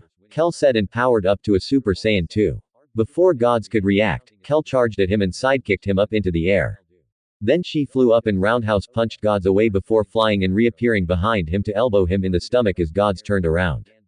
Finally, Kel attacked Gods with a punching and kicking barrage and kicked him up into the air before kneeing Gods in the back and gave him a double axe handle punch, sending him down to the ground. And Gods knew she inflicted a high amount of damage. Ow, that hurt. Gotenks said it was supposed to. Kel said. Gotenks powered up to his maximum in Super Saiyan 2 and vanished from sight. Before Kel could react, she was kicked in the chin and sent flying into the air. Gotenks appears above her and goes for an overhead hammer strike, but Kel vanishes from sight and grabs Gods by the back of his neck, then smashed him face first into the mountain. She went for another attack, but was blown away by Gotenks releasing his full power. It's time to end this. Gotenks said in his Super Saiyan 3 state, faster than Kel could react. Gotenks appeared behind her and smashed her face first into the mountain where he was just at. He capitalized and used his Die missile barrage on Kel and every single one of them hit its mark. He gave her no time to recover, and before she could react, she was surrounded by a large golden ring of energy that closed in on her and restricted her movements. Gotenks flew in front of Kel and fired a point-blank Kamehameha at her, creating a huge explosion. Kel was seen falling from the air, and everyone thought Gotenks won the fight. Naruto looked closely and noticed the smirk on her face as she was falling from the sky. Gotenks didn't let up as he created 5 ghostly versions of himself from his mouth and sent them all over to Kel. And the moment they touched her, they exploded. And since they were underneath her, the explosion sent her back into the air. Gotenks used his Ultra Volleyball attack and Kel felt his energy starting to fade from his rapid use of moves and let him get this one. Gotenks fired multiple galactic donuts that trapped Kel in a volleyball-like energy sphere. He grabs the ball and hits it up into the air. Finally, Gotenks flies up into the air and spikes the volleyball down to the ground, creating a massive crater and inflicting a huge amount of damage. Or so he thought. Oh yeah, that's what happens when you challenge the best fusion around known as Gotenks. Gotenks said and started celebrating. Not bad, kid. Kel said. Huh. Gotenks said and stopped celebrating. You've got some impressive moves. Too bad they weren't really doing anything. I figured I'd let you get some hits in and see what you're about, but it's not much. Now prepare yourself, Kel said as she powered up to Super Saiyan 3. Before Gotenks could react, Kel had her fist in his gut, and he coughed up some blood. She picked him up, then slammed him into the ground and started a vicious ground and pound assault. The amount of power behind her attacks left God's arms numb. Gotenks blasted her in the face to get away, and she quickly caught up to him. Kel fired off a point-blank wave of red energy at Gotenks, and he was sent flying back towards the ground. She fired multiple energy blasts at him and he couldn't block any of them, so they all connected. He was in his base form once the smoke cleared and he could barely stand. Kel, seeing this, decided to finish the fight and pointed her hand at Gotenks. She gathered energy to her hand that was a lime green color and fired off a small blast that turned gigantic. This was her gigantic cannon, and once it reached Gods, it exploded, creating a huge cloud of black smoke. I win, Kel said as she powered down. Was the last move needed? Nar asked. No, but it was nice to try it out. Kel said, well, I guess you're right. Nar said, how much time do I have left? Kel asked, and Nar punched her in the stomach and separated the fusion. Time's up, Nar said with a smirk. I don't like you, Caulifla said. Don't be like that, Nar said. She's right, Nar. I may be your wife, but I don't like you for that either. Kale said, me. Nar said and walked away. One of these days, I'm going to kick his. Caulifla said, I do it on a regular basis. Kale said, you're stronger than him. Caulifla asked, no, but when he does something that annoys me, I beat him up. It's really satisfying. Kale said, Caulifla, are you okay? Kaba asked, flying over to them. I'm fine, Kaba. Caulifla said with a blush. I'll leave you two alone. Kale said, huh, no. Wait, Kale. Don't. Bye-bye. Kale said and flew off. Sue. Caulifla said, not looking at Kaba due to the blush on her face. Sue. Kaba said, few days later. Everybody in. Champa said, there's no need to raise your voice. We're right next to you. Nar said as they were leaving Universe 7. Just get in the damn cube. Champa yelled. I don't know why you're yelling. You're not in a rush to do anything. Caulifla said as she stepped into the cube. A man, I didn't get to fight Nar again. Goku said you couldn't deflect the blast he sent at him, so you couldn't fight him. Champa said, then how the hell does the female get to train with him? Vegeta asked, pointing at Kale. The same way Bulma gets you to do anything for her. Nar said, I see. Vegeta said with a smirk. That's just wrong. Caulifla said, you'll understand why it happened someday. Nar said, here's medicine and a copy of the notes for the heart virus. Bulma said, thank you, Bulma. Nar said, wait, don't leave yet. Everyone looked up and saw Chi-Chi running to them. Yes, Nar asked. Here. Inside of these 4 capsules are some food for the trip. Chi-Chi said as she went to Naruto, Kaba, Kale, and Caulifla. Hey, what about me? Champa asked. I assumed you already ate from the size of your stomach. Chi-Chi said, and everyone laughed at Champa. Thank you, Chi-Chi. I'm sure this will be delicious. Nar said, oh, stop. You're just saying that. Chi-Chi said, Nar, I look forward to seeing you again. Sorry I couldn't be around more, but I have responsibilities. Gohan said, extending his hand. No problem. Oh, and good luck with baby number 2. Nar said, whispering the last part in his ear. And Gohan nearly fainted. Gohan, why are you so pale? Vital asked. Vital, are you again? Gohan asked. I don't know. I've been feeling sick lately. Vital said and Gohan gave her a big hug. What's going on? Kale asked. You'll see next time we see them. Nar said, how do you know we'll see them again? Caulifla asked. Because Kaba has to show Vegeta around planet Sadala. Isn't that right, Kaba? Nar asked. Oh, yeah, I can't believe I forgot. Kaba said, we won't be coming there anytime soon. We have things to deal with here first before we go anywhere. Hopefully, this time they'll both stay dead. Vegeta said, oh, right. Frieza and the giant bug. Kaba said, yo, Beerus. Champa said, what is it? Beerus asked, and Champa shot him with an energy blast before quickly leaving in the cube. Beerus yelled, Universe 6. All right, we're finally back home.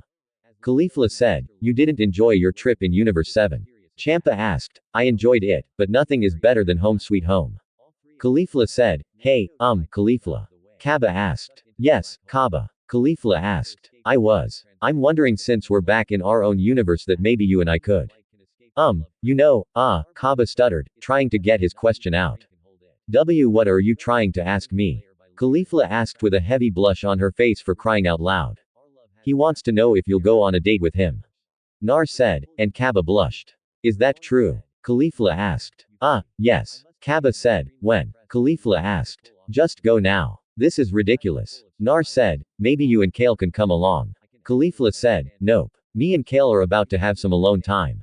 If you want to watch, I'll leave the ship unlocked. Nar said, and Kale blushed. Let's go. Kaba, Caulifla said. Okay, Kaba said and opened up his spaceship, then flew off after they got in. Sheesh. I was wondering when they'd finally get together. Nar said, me, too. I'm happy for her, Kale said and then squealed when Nar suddenly scooped her up. You're about to be even more happy, Nar said and disappeared. I guess I'm going to sleep, Champa said and walked away. Naruto's start. The instant they were in the ship and it was locked, Kale made sure to activate the window covers so nobody could see inside and jumped on Nar when she wrapped her legs around his waist. And when he cuffed her, he could feel how wet she was and started to play with her through the fabric of her clothes, making her moan and deepened the kiss. He walked over to his room and sat down. Then she started moving her hips as she felt his through the pants he was wearing. She took his shirt off and soon his pants and boxers came next. He swiftly removed her clothes and she climbed back onto his lap. She moved her hips some more on his getting her juices all over it, and she moaned into his mouth when he pinched her and gave them a small twist. She kissed him as hard as she could, then positioned his at her entrance and slowly sank down on it. Oh, that feels so good, she whispered in his ear. She started bouncing up and down on his, making them both moan into the kiss they had. She picked up speed and started going faster, making her have an orgasm, squirting all over his lap. His came out and he grabbed it and shoved it back inside of her, causing her to suck in a heavy, deep breath. He held her up by her and started her just like she wanted. And she started to squirt again, but this time he stayed inside of her, making her ride out the orgasm as long as it lasted. She got off his lap and then got on her knees while latching her back and wiggling her at him. He went behind her, and in one swift motion, he was buried balls deep inside of her, and although he couldn't see it, she started to drool at how good it felt. He started off slow, and then once he got his rhythm, it became hard and fast just how she liked it. She started throwing her back when he came forward for extra pleasure and reached down and started to run her own. I'm so close. Please me harder. Tell me you're about to come. I want you to come with me. Kale moaned. Yeah, I'm real close. Come for me, baby. Come for me, he said. He picked up speed and went even harder, and she couldn't hold back anymore, and neither could he. She bit the pillow that her face was buried in and let out a scream as she squirted as hard as she ever did. Once she started squirting, he buried himself deep inside of her and he started to comb as well. He heard a bit more before he pulled out. And when she turned around, she saw how hard he still was and laid on her back with her legs in the air. Nar quickly put his back inside and he was just pounding into her hard and fast. She reached down and started to run her and she began to come all over his. She looked at his going in and out of her and saw all of her come over his. She felt him speed up and go harder, letting her know he was close to his release. She rubbed her even faster and made eye contact with him, almost pleading for him to come with her. He went harder and faster, making her scream, and she was covered in sweat in her own juices. She squirted everywhere, and when Nar pulled out, she grabbed his and stroked it hard and fast a few times before putting it back inside of her. This time, Naruto pushed her legs behind her head, then started thrusting in and out at a fast and hard rate. Kale had her mouth open with her eyes completely wide as they rolled to the back of her head. This lasted for 10 minutes until Kale squirted again, and Nar released a huge amount of cum deep inside of her that caused them both to transform into a Super Saiyan. Nar pulled out and collapsed on the bed next to Kale, who cuddled into his chest. And I needed that, Kale said as she was breathing heavy. Me, too. It's been what, over a week since we last did it, Nar asked. Nearly 2 weeks, Kale said, and they powered down. Sorry, Nar said and pulled her in for a kiss. It's okay. It wasn't your fault. You did have the heart virus, and Chi-Chi made Bulma have a share a room with Caulifla. Kale said, true, Nar said, and Kale giggled. Who would have thought that me and you would be like this when we were kids? Kale asked. Nobody. Well, you probably did, but I didn't. You were so quiet and shy up until a few months ago. Nar said, that's because I was always alone until I met you and then Caulifla. Kale said and yawned. Let's get some sleep. I need to start training again. Nar said and Kale sighed. Are you really going through with this? Kale asked. Yeah. Champa can't do anything about it because the consequences would be worse if he destroyed Archis. So, I'm the next best option. Nar said, why can't me and Caulifla help? Kale asked. I wouldn't be able to live with myself if anything were to happen to the both of you because of me. I know as kids we did everything together, but this is something I need to do alone. Nar said, I promise I won't get involved. Just promise me that you'll come back alive. I won't forgive you if you die. Kale said, I promise, Naruto said and gave her a kiss. Thank you, was all Kale said before sleep finally claimed her. I'm going to end Archis. If Vados wants to get involved, she better be prepared for the worst, Nar said and created a dark purple sphere in his hand before canceling it. Unknown area, my lord, I have news, a small servant said running into a throne room. What is it? The person asked. I've just received word that there is a Saiyan looking for you. He says he wants to kill you. The servant said, really, a Saiyan? Do not waste my time. I've no use to fight a weakling. The person said, this is no ordinary Saiyan. Rumor has it that he's stronger than the god of destruction and even defeated a god after he was granted a seat at the table of deities. The servant said, really? Then I must meet this Saiyan. What is his name? The person asked, I do not know. I have sent out spies to try and figure out his name without giving up our location. The servant said, good. Report back to me as soon as you figure out his name. The person said, yes, sir, the servant said and left. So, a Saiyan that was strong enough to defeat a god of destruction after he was granted a seat at the table.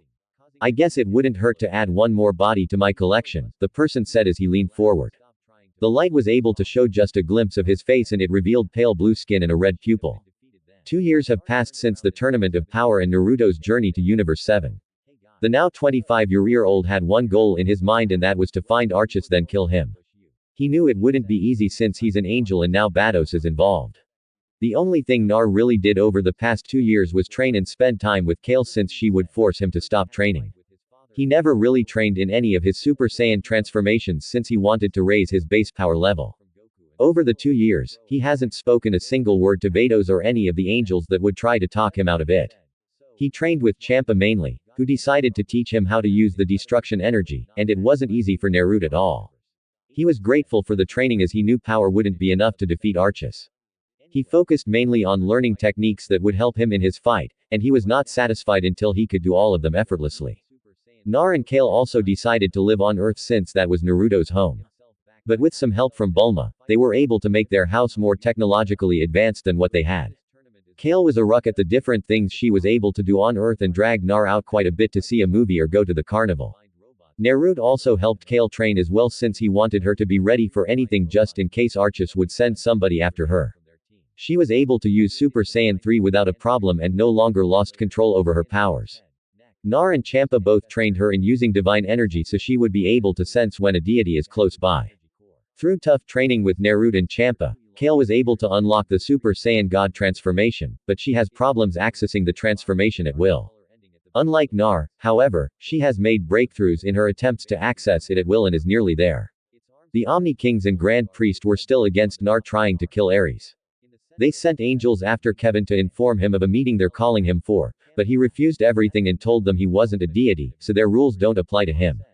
They tried to involve Champa, but he told them he can't touch Nar since he hasn't done anything wrong and that it would be an abuse of his power, which was something they were against.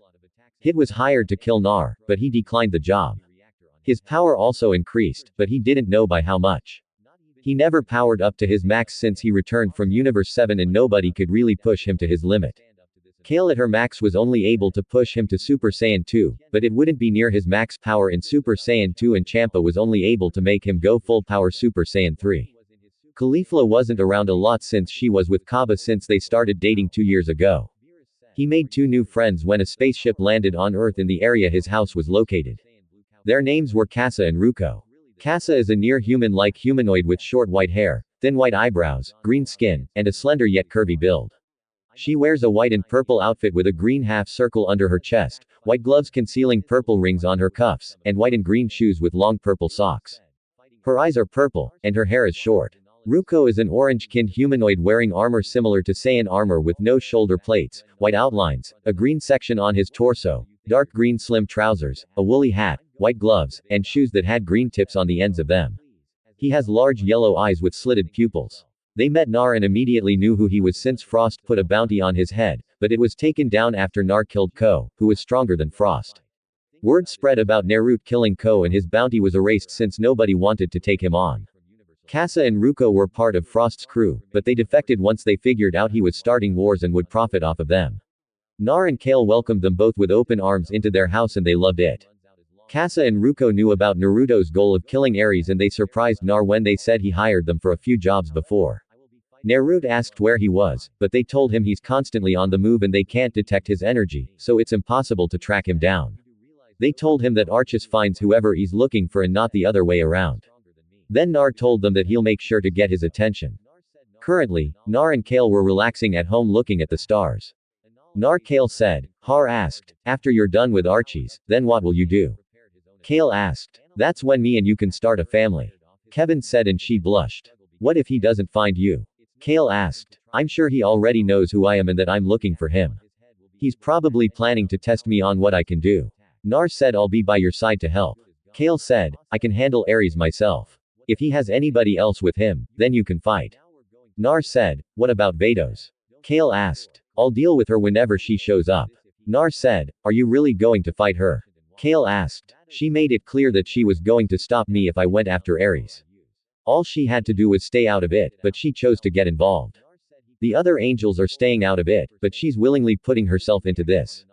Nar said, and Kale sighed. I hope she comes around. Kale said, I don't really care if she does or doesn't. She made it abundantly clear that her being an angel is far more important than her family. Nar said, if you could, would you kill her? Kale asked, if it came down to it, then yes, Nar said. And then a spaceship came from outer space. Looks like Kasa and Ruko are back, Kale said. And when the ship landed, they fell out nearly dead. What the hell happened? Nar said as he and Kale picked them up. Ambush. Barely survived, Ruko said and passed out. Let's get them in the rejuvenation tanks. Nar said, I wonder who did this to them. Nar thought. Nar, we have to hurry. Kasa's pulse is faint. Kale said, let's go. Nar said, and they went inside, then put them in the rejuvenation tanks. What happened to them? They're strong enough to make me go Super Saiyan 2 when they team up. Kale said, I don't know. Nar said, do you think it was him? Kale asked, no, if it was him, then they'd be dead. Somebody else did this. Nar said, how long will they be in there? Kale asked, a few hours. They'll be good to go in the morning. Nar said, maybe I should ask Kaba to look into it. Kale said, no, that would take too long. He has to go through all the proper paperwork, and I don't have time for that. I'll get what I need from them when they wake up. Nar said, okay, I'll go get dinner started. Kale said, all right, I'm going to train a bit. Nar said and gave her a kiss before leaving. Unknown area, have you disposed of the 2 rats? A figure in the dark asked. No, they managed to do a last-minute trick and escaped. However, with their injuries, they'll be dead before they can get help. A figure said, I see. Go and track them down just in case. I don't want any loose ends. Find them and make sure they're dead. Do not fail me, Eyes, the figure said. Of course, Lord Archies. I shall assemble a team and head out immediately. Eyes said, good. Do not fail me. Archies said, and Eyes left. Pardon me, my Leger. Perhaps those 2 are working for the Saiyan that our spies have said is looking for you. A servant said, perhaps, but if this Saiyan is able to defeat all of the god of destruction and a god that was able to claim a seat at the table of deities, then he would have already confronted me. He would lose, of course, but he would still come to me. Have our spies found out anything else about him? Archis asked. No, it seems he has just disappeared without a trace. We've sent spies across the entire galaxy, but each search has come up in failure. For all we know, he can be suppressing his power, and without any knowledge of what he looks like, we don't know if he's already been found or not. The servant said, interesting. Call back all of our spies. Tell Eyes to locate our Saiyan after he finishes cleaning up his mess. Archus said, at once, my Leger, the servant said and walked away. Interesting. This Saiyan has caught my attention. No matter, he'll just be another body added to my collection. Arcee's thought. Earth. Next day, Kale and Naruto were patiently waiting for Casa and Ruko to emerge from the rejuvenation tanks as they should be out soon. Kale went into town early in the morning and purchased a lot of food since she had to cook for 2 Saiyans and 2 more people who could also eat their share of food. After she was done shopping, she made a huge breakfast and Nar quickly ate his food. As always, he complimented Kale on her cooking skills, which always made her blush. All right, time's up. Nar said as the rejuvenation tank started to drain. Cover your eyes, Kale said. Why? Nar asked. Because I had to put Casa in here completely since her clothes were torn to shreds and I didn't want to waste any time getting new ones for her.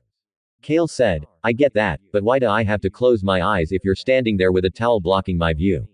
Nar asked and just looked at him. You guys can stop arguing. I'm covered up now, Casa said as she had the towel wrapped around her.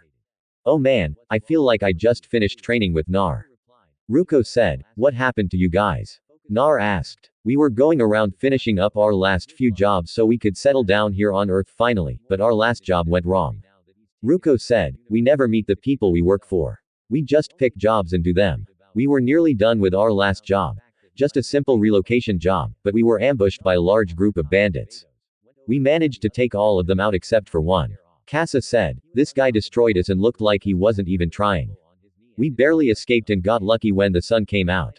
Casa used that solar flare technique you taught her and blinded the guy, giving us time to use our ship and escape. Ruko said, the thing is, he said his master has been planning to kill us for years. Apparently, we were becoming too expensive for his tastes, and he doesn't like it when people force his hand to get more money out of him. Casa said, what was his name? Kale asked, Eyes. He's from the same race as Frost, but he's a lot deadlier. Casa said, did he tell you the name of his master? Nar asked, and they both looked at each other. Yeah, he works for Archus. Casa said, I see. Naruto said, you aren't going to do anything reckless, are you? Casa asked, no, he'll find me when it's time for us to fight. I'm sure he's aware of me. Nar said, I thought you didn't want him fighting on Earth. Casa said, he won't be able to find me on Earth. Nar said, why not? Your power level just screams come and get me. Ruko said, and Naruto chuckled. After I found out that life was back to normal on Earth, I went to Namek and got a guardian for Earth. I used the Dragon Balls to make everyone on Earth undetectable to anyone who tries to come here with evil intentions. Naro said, what if they get on the planet? Won't they be able to detect us? Casa asked, no, I used the last wish to make the Earth invisible to anyone with evil intentions. This is my home, and I don't want it destroyed. Nar said, that's actually pretty smart. I thought Kale was the smart one. Casa said, and Kale giggled. Hey, I have my moments. Nar said, yeah. So, what do we have to eat? I'm starving. Casa said, there's breakfast in the kitchen. I kept it warm for the 2 of you. Kale said, did the bottomless pit eat already? Ruko asked. Yes, but I made sure to cook enough for all of us to eat. Kale said, thank you. Your cooking always brightens my day, Kale. Ruko said, thank you, Ruko. Kale said, hey, this fine piece of and wonderful cook belongs to me. Compliment your own girlfriend, Naruto said as he picked up Kale and made her blush. I would, but she can't cook. Ruko mumbled and Casa punched him on his head. I can cook, Casa said and walked out of the room. I was just kidding, Ruko said and followed her out. So, you want to go see a movie? Kale asked, how about we go into my spaceship? Nar asked, I thought we weren't training today. Kale said, and Nar gave her a big kiss. I never said anything about training. Nar said and Kale blushed. Movie afterwards, Kale asked, if you're awake, Nar said and pinched her butt, making her squeal as they vanished. Few hours later. Wow, Kale said as she was sprawled out on top of Nar with her hair everywhere and taking deep breaths. Yeah, you brought your A game, Nar said and gave Kale a kiss. Your lips taste like me, Kale said and gave Nar another kiss. Given the amount of times I went down on you, I would be surprised if they didn't. Nar said, I guess you're right, Kale said. And then a screen popped up revealing an incoming call. Who is it? Nar asked. It's Caulifla, Kale said and answered as Caulifla popped up on the screen. Hey guys, Caulifla said. Hi. Kale said. Sup. Nar said. Not much. I figured I'd call and say hi. Why haven't I been invited to Earth yet? Caulifla asked. Well, you're too busy with Kaba and we haven't really talked to you since we came back from Universe 7. Nar said. I guess you're right. Hey, Kale, why is your hair all messy? You usually have it tied up. Caulifla said that's because we just finished our usual 6 hours of Nar said 6 hours. What the hell? How aren't you pregnant yet? Caulifla asked and Kale blushed a deep red color. Well, with everything going on with Archis, Kale doesn't want me to get her pregnant, so I pull out. Nar said. So, you're both laying down covered in cum? Caulifla asked. No. Nar said. Then if you pull out, where does it go? Caulifla asked this girl. Nar thought, well, if you really want to know, then I'll tell you. Kale likes to. Nar was stopped when Kale covered his mouth. Stop. Don't tell her. Kale said, and Nar nodded. Okay, anyway, Nar think you can pick me up in a few. Caulifla asked. Sure, me and Kale need to take a shower first. Nar said, are you going to actually shower? Caulifla asked, of course we are. I'll be there in an hour. Nar said, okay. Caulifla said and hung up. Well, let's go get cleaned up, Kale said and walked away. A few rounds in the shower wouldn't hurt. Nar thought. 4 hours later. What the hell took you so long? Caulifla asked as she was glaring at Naruto and Kale. We had to take a shower. Nar said for 4 hours. Caulifla asked. Well, not exactly. Kale said and blushed. That's disgusting. Caulifla said it's part of life. So, what's with the visit? I thought you were going to be Kaba for a while. Kale said, I was, but his dumbass picked up a mission that would keep him busy for 3 months. I figured I'd come see you guys since it's been a while. Caulifla said, nice to see we were thrown to the back burner. Nar said, it's not like you guys come to visit me. Caulifla said, well, I'm still banned from planet Sadala, and Kale doesn't want to sit in a spaceship for almost 4 days. Nar said, I mean, I guess that makes sense. Caulifla said, so, how long has Kaba been gone? Kale asked, about 2 weeks. It's weird. He usually does this checking in thing to let me know he's okay, but I haven't heard from him. Caulifla said, causing Kale and Naruto to look at each other. Maybe he's busy, Kale said. And then Naruto flew up into the air, stopping a spaceship from crash landing. I see why Kaba hasn't contacted her. Nar thought as he landed. That's Kaba's ship, Caulifla said and ran towards the ship. What happened? Kale asked as Naruto grabbed Kaba out of the ship. I was attacked. Kaba said by who? Nar asked. His name was Eyes, Kaba said and fainted. Eyes Kale, take him to the rejuvenation tanks. I need to see something, Nar said. Okay, come on, Caulifla. Kale said, and they flew away. Nar walked over to Kaba's ship and took the video feed out, then went to his spaceship. Nar installed the video and then watched everything that happened. Kaba was scouting around on a planet that Nar didn't recognize when somebody showed up. Kaba was confronted by the person who asked about Kasa and Ruko, but Kaba denied knowing anybody by those names. The attacker revealed his name to be Eyes. Eyes was from the same race as Frost and Frieza, but was a lot different than those two. Eyes defeated Kaba in his third form, but Nar could tell he was still holding back strength. Eyes had black skin like Frost with white armor on his body, but he had dark eyes with a red pupil, red lines on his chest and face, and what Naruto guessed as blue orbs on his head and shoulders. Kaba was able to force him into his third form when he went Super Saiyan 2, but it wasn't enough. Kaba only escaped when Eyes started bragging, giving Kaba the chance to blast him away and escape with his ship. So, that's Eyes. I can't say I'm shocked by his behavior. He is from the same race as Frieza and Frost. However, his fighting style is straightforward. He's all brute with no brains, which is different from how Frost and Frieza fight. If Kaba was able to force him into his third form as a full-power Super Saiyan 2, then Kale or Caulifla should be able to deal with him. But that's not happening, Nar said and then felt 2 arms wrap around him. You're not leaving now, are you? Kale asked. No, I'll deal with him when he gets closer to Earth. I'll take Kasa and Ruko with me on their ship since they're the ones he's after. I'll take him to a different planet and then send them back. After I'm done with him, I'll come back and then wait for the right time to go fight Archis. Nar said, you know where he is? Kale asked. Yeah, I was able to sense his power over the past 2 years, and I must say it's quite impressive. Nar said, don't die. I'm sure you remember what I said. If you die, Kale said, and Naruto chuckled. I know you'd revive me and kill me yourself. You know, you've done a complete 180 from how you were 2 years ago. Nar said, and Kale smiled. That's because you forced me to come out of my shell. Kale said, I just had you go out and talk to a few people on the planet. Nar said, I'm still amazed at how friendly the people here are, especially the girls. Kale said, at least you have friends to hang out with. That way you don't have to be with me all the time. Nar said, and Kale pouted. But I like being with you, Kale said. I know, Nar said and gave her a kiss that got heated until Caulifla walked in. Do you guys ever take a break? Caulifla asked. A day in between, unless it's that time for Kale. You're more than welcome to join if you'd like. Naruto jokes, causing Kale to hold in her laughter as Caulifla blushed as well as having blood coming from her nose. What? No, Caulifla said. The blood coming from your nose says otherwise. Nar said and Caulifla wiped her nose making Kale giggle. He's just joking. Caulifla. So, how's Kaba doing? Kale asked. He had multiple marks on his body like he was hit by that creep Frieza's death beam, but only to torture him. They're slowly healing and he was grunting in pain at the slightest touch from anything. Caulifla said and Kale gave her a hug. Hell be fine, Caulifla. Kale said and Caulifla wiped her eyes. A few years ago, I was the one comforting you over Nar. Look at me all soft and underscore, I'm going to kick Kabas for making me like this. Caulifla said, it wouldn't be hard since you're a lot stronger than him. Nar said, why don't you train him? Caulifla asked, not happening. Nar said, why not? You trained me and Kale. Caulifla said, true, but he has this personal vendetta against me ever since I embarrassed him when I had that stupid trial a few years ago. I hurt his pride and he apparently thinks he has to beat me in order to restore his pride. Nar said, well, can you train me again? I want to become Super Saiyan Blue. Caulifla said, it won't be easy. Asked Kale.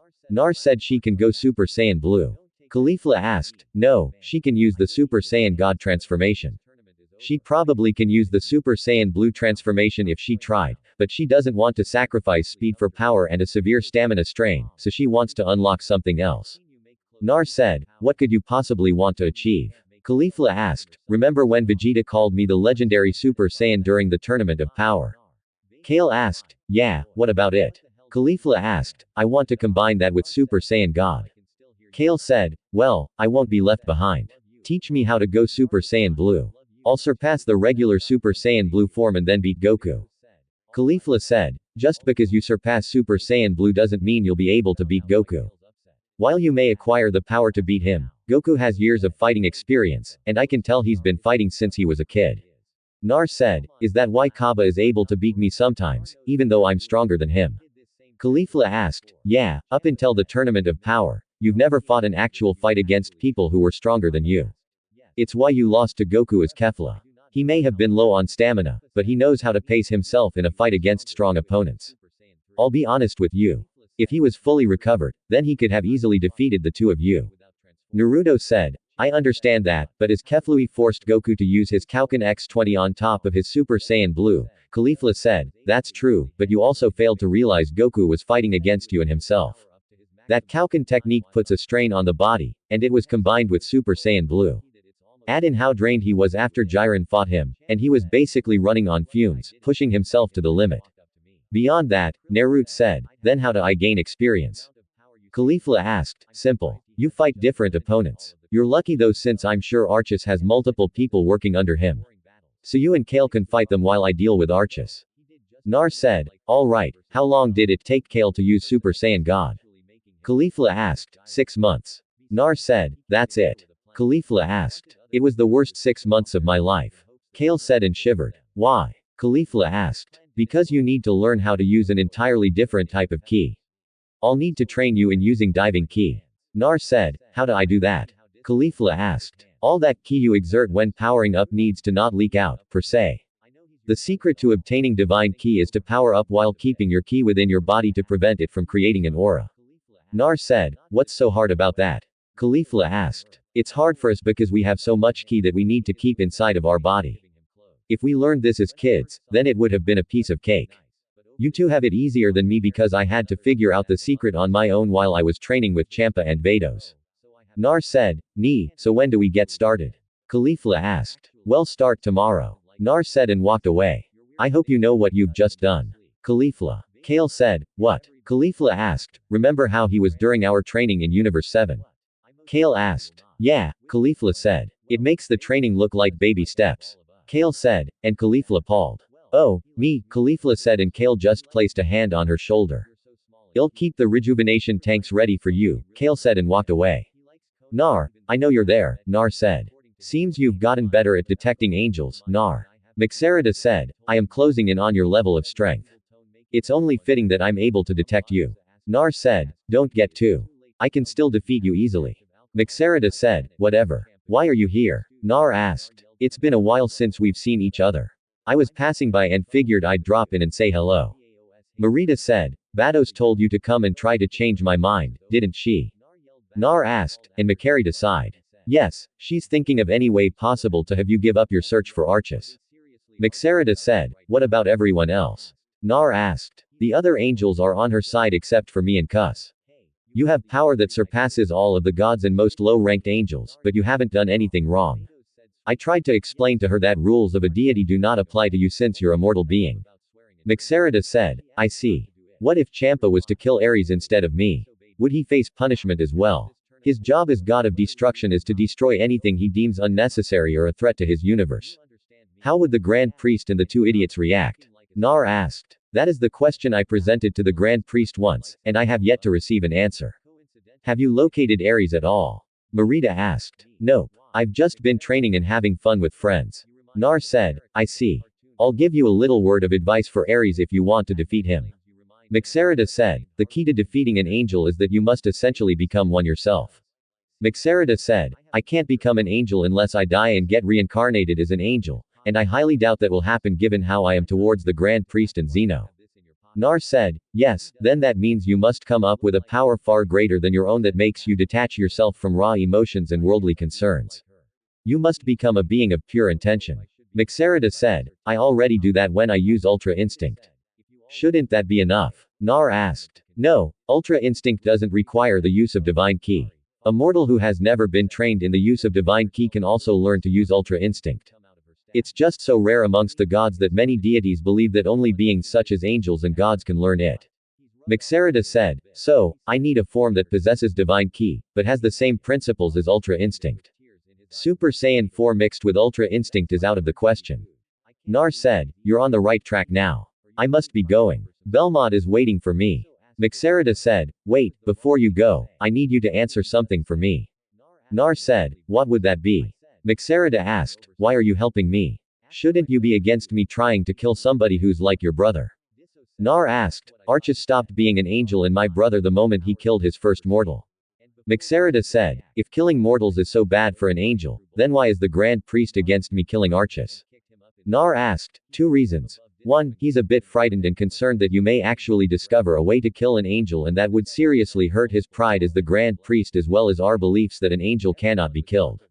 Mixerida said, what's the second reason? Nar asked. Archus was the Grand Priest's first son, and up until everything that happened with the other universes attacking the Omni King, Archus was handpicked by the Grand Priest to replace him when he decided to step down. Mixerida said, I see. Thanks for the help, Naruto said and gave her a capsule. What's this? Mixerida asked. It's a capsule filled with food.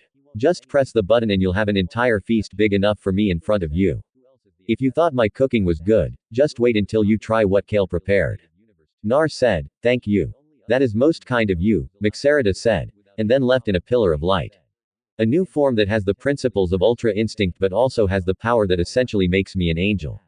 Nar thought. Who was that? Casa asked as she walked over to Nar. Mixerida. Nar said, one of the angels you told me about. Why was she here? I thought all of the angels basically hate you right now. Casa said only 2 of them don't hate me. Mixerida is one of them. She was just giving me some friendly advice and an idea. Nar said about what? Casa asked about how I can defeat Archus. Nar said, aren't you strong enough to defeat him now? Casa asked, no, his power still dwarfs mine. I'm able to detect how much power a person has, no matter how hard they try to suppress it. With my current strength, I'm only able to force him to use about 25% of his power. I need to train, but there's only one place for me to train it to get what I need. Nar said, what's the place? Casa asked. The hyperbolic time chamber. Nar said, can I join you? I want to get stronger as well. Casa said, no, this is something I need to do alone. Tell Kale that I'll be gone for a few days. Nar said, what about Caulifla? She's been going on and on about how you were going to train her tomorrow. Casa said, tell her it's been postponed for a few days. Nar said and flew away. Old outer space. Your time is running out. Eyes, why have you not located the two rats and disposed of them? Aris said as he was on a video call with Eyes and he did not look happy. Forgive me, my Leger. It's like they've completely vanished from existence. We managed to find the trail of their ship, but after a while, the search went cold. All of my tracker units have also come up empty-handed. I've taken the best men plus the fastest ships I could find with me, and they can't find anything after a while. Not even the tiniest trace. Eyes said, I see. Have your men tried spreading out across the galaxies? Ars asked. Yes. I had them spread out in the north, east, south, and west quadrants. Everyone reports back there's no trace of them. Perhaps with your superior skills, you can sense them, I said. And Ares tried, but he failed to find them. That is odd. I can't seem to find them either. Perhaps it's time for me to pay a certain visit to a certain cat. Keep up your search and report back if anything changes. Ares said, there is one thing that may interest you, my Leger. Eyes said, what is it? Ares asked. During my search, I encountered a Saiyan who was able to transform into what he called a Super Saiyan. Eyes said, a Super Saiyan. Huh. Tell me, was it the same Saiyan who was after my head? Ares asked. No, this Saiyan said his name was Kaba. The Saiyan looking for you was known as Naruto. Eyes said, how did you obtain this information? Archus asked. I tortured him for this information. He managed to escape and then his energy disappeared like the two rats I'm after. Eyes said, I see. Do me a favor. Go to planet Sadala and talk to the leader of this planet. He's the leader of the Saiyans. Find out anything you can from him or anyone on that planet about Naruto and Kaba. Ares said, what if they refuse to give up the information? Eyes asked, kill them. I don't like loose ends or people who disobey me. Archus said, of course, I'll head to Sadala immediately. Eyes said, AMD Ares hung up. Master Eyes, what are my orders? A crew member asked, set course for planet Sadala. Eyes said, yes, sir.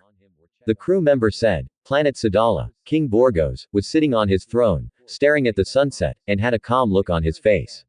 All of a sudden, the candles on his throne room that lit up the room suddenly went out, and a cold chill went up his spine.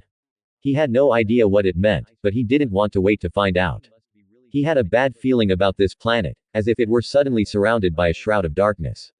King Borgos, we have an emergency. A Saiyan called. What is it? Borgos asked. There are multiple unknown spaceships approaching planet Sadala. The Saiyan said, how long before they get here? Borgos asked, a few hours. The Saiyan said, I see. Send word to all Saiyans that we are to prepare for anything. Borgos said, by anything, you can't possibly mean that, can you? The Saiyan asked, I'm afraid so. The sun has set on planet Sadala for the last time. This is the endgame for us. This will be our final stand. Borgos said, then if that is the case, I will fight until I am no longer breathing. It has been an honor serving you, my king, the Saiyan said and left. But the Reno came into the room. You sensed it, too. Borgos said, yes, I am ready to defend this planet with my life. Reno said, no, you still have family left. I want you to gather all the doctors and scientists we have and send them to planet Earth. Nar will be there for them and give them a home. We have no children on Sadala anymore due to the virus that wiped out half of our people over the past 2 years. Have the doctors gather every medical supply they can and all food they can. Take the biggest ship we have and get out of here. Borgos said, I can do that, but I am not going on the ship. I joined the Sadala Defense Force to protect my home, and if it is the last stand for us, then I will rest peacefully in the afterlife knowing I defended it with everything I had. Renzo said and walked out. Few hours later, King Borgos was standing in front of the remaining Saiyans on planet Sadala and patiently waited for the enemy to show up. All of the doctors and scientists we all gathered on his orders and sent away to Earth to meet up with Nar. Renzo did not go on that ship as Borgos ordered him to, and he was standing right behind Borgos. Renzo knew Caulifla would be pissed at him, so he sent her a message as his final goodbye, and Dr. Priya promised that she'd give her the message. Only one enemy ship landed while the rest remained in space, and Eyes walked out, followed by his guards. I am here to speak to the leader of this planet. Where is the one known as Borgos?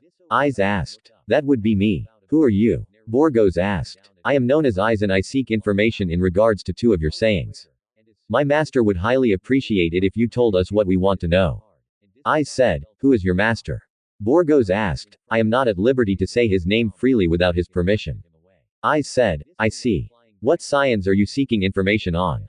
Borgos asked. Kaba and Nar are their names. Eyes said, I am not giving up the whereabouts of any Saiyan. Borgos said to hell with that. That criminal Naruto is located on the Saiyan who interrupted was stopped when Renzo killed him. We do not give up information regarding any Saiyan. You're wasting your time, Reno said. That's too bad. I was hoping we could settle this peacefully. You'll be hearing from me again, I said and boarded his ship as it flew away. That was easier than I thought, Reno said. It's not over. Everyone stand guard. Borgo said and every remaining Saiyan prepared for anything. Eyes ship. What will we do now? A servant asked. It's simple. I'm going to kill them all. There will be no more planet Sadala after today. Eyes said, wouldn't it be easier to torture one of them to get the information? A servant asked. No, the remaining Saiyans were mentally tough and would rather die than sell out one of their own. What we do know is that Nar is a criminal to his own people, or at least some of them. Eyes said, then let's recruit them instead.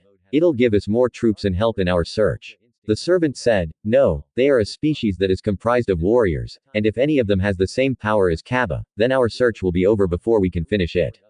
It's always best to put a sleeping beast down before it can be awakened, Eyes said. Eyes went to the open hatch of his spaceship and gathered enough energy in his attack that could destroy 2 planets. All the Saiyans on Sadala felt the rise in energy and prepared their own attacks to try and save their planet. But they all knew deep down that it was pointless. Eyes threw his attack and watched as it went towards Sadala at a fast rate, but only to be met with resistance. However, that resistance didn't last long as his attack pushed forward and eventually planet Sadala and everyone remaining on it was reduced to ashes. I feel so much better now, Eyes said and went back into his ship. Sir, Lord Archie's is awaiting on call for our results. A servant said, transfer the call to me, Eyes said. And then Archis appeared on a screen. How was your search, Eyes? Archis asked. The Saiyans refused to give up any information on Kaba or Nar. However, one of them was about to give up information on Naruto's whereabouts, but he was killed by one of his fellow Saiyans. I blew up planet Sadala and got rid of the Saiyan race. The only 2 left are Kababa and Nar. Eyes said, I see. Continue your search. Spread out as far as possible. I want this Nar character to be found and brought to me. Aris said and hung up. Earth. 2 days later, Kale, Caulifla, Kaba, Ruko, and Kasa were hanging around after a hard day of training when the 3 Saiyans felt multiple familiar key signatures closing in on them. They looked at each other, confused about what was going on, and that's when the ship landed. Multiple Saiyan doctors and scientists exited the ship on an unfamiliar planet. Dr. Priya was the last to come out of the ship, and when she saw the 3 familiar faces, she quickly ran over to them. Kaba, Kale, Caulifla, thank goodness we found you. Where's Nar? Dr. Priya asked. Why, you didn't get enough of him last time. Caulifla asked and glared at her. Relax, Caulifla. Why do you need Naruto? Kale asked. It's important that all of you hear this. Dr. Priya said, what is it? Kaba asked. It's planet Sadala. Dr. Priya said, what about it? Kale asked, it's gone. It was destroyed. Dr. Priya said, what Kale? Caulifla and Kaba yelled. Before we were too far away from the planet, our scientists managed to hack into one of the ships of the enemy. Somebody named Eyes destroyed the planet with a single attack. Dr. Priya said, damn it, why would he do that? Kaba asked. He was looking for information on you and Nar. King Borgos sent all of us here to survive and keep the Saiyan race alive. Dr. Priya said, I'm going to kill Eyes. Kaba said, wait, what about my brother? Where's Reno? Caulifla asked. He wrote this for you and wanted me to tell you he loved you more than anything. He also said, it's up to Kaba now to keep you safe. Dr. Priya said as she gave Caulifla a letter who quickly read it and broke down in tears. He doesn't want to be revived with the Dragon Balls. That idiot, he was the only family I had left. Caulifla said and Kale gave her a hug. He wiped all of them out with ease. It was like he wasn't even trying. Dr. Priya said, I'm going after him. He treated me like a joke, and that is something I won't stand for. Kaba said, that's why you'll lose to him again. Nar said as he appeared, how long have you been there? Kaba asked. I just got here and before you say anything. I already know about Sadala. I felt it when it happened. Nar said, then what do I do? I can't let this go on any longer. Kaba said, you do nothing. You're not strong enough even with the boost in power a Saiyan gets after they recover from a hard battle. I can sense that Eyes isn't alone. Me and Caulifla will go. Nar said, what about me? Kale asked. We need somebody to show our guests around the planet. Kaba needs to be shown around as well. Now, Caulifla, let's go kick some. Nar said, oh, hell yeah, Caulifla said and grabbed his shoulder. Then they vanished. Planet Gallifrey. Caulifla and Nar arrived on planet Gallifrey. But it was different from what Caulifla was taught about the planet. Gallifrey was supposed to be filled with life, but it was pretty much a barren wasteland. All she could see was skeletons from decayed corpses that were on the ground and broken buildings. It was a civil war. Nar said, huh? Caulifla asked. A civil war happened. Champa told me about it. I didn't ask for many details, but I convinced him to keep the planet. There is still plant life and some animals on the planet, but no people living here. Life can be rebuilt here, but it just takes time for things like that to happen. Nar said, I understand. It sounds like Champa is training you to take his spot if he's teaching you all of this on top of using destruction energy. Caulifla said, maybe. Now power up to Super Saiyan. Nar said, why? Caulifla asked. Because Eyes is close to the planet, but he won't come unless he detects a high power level.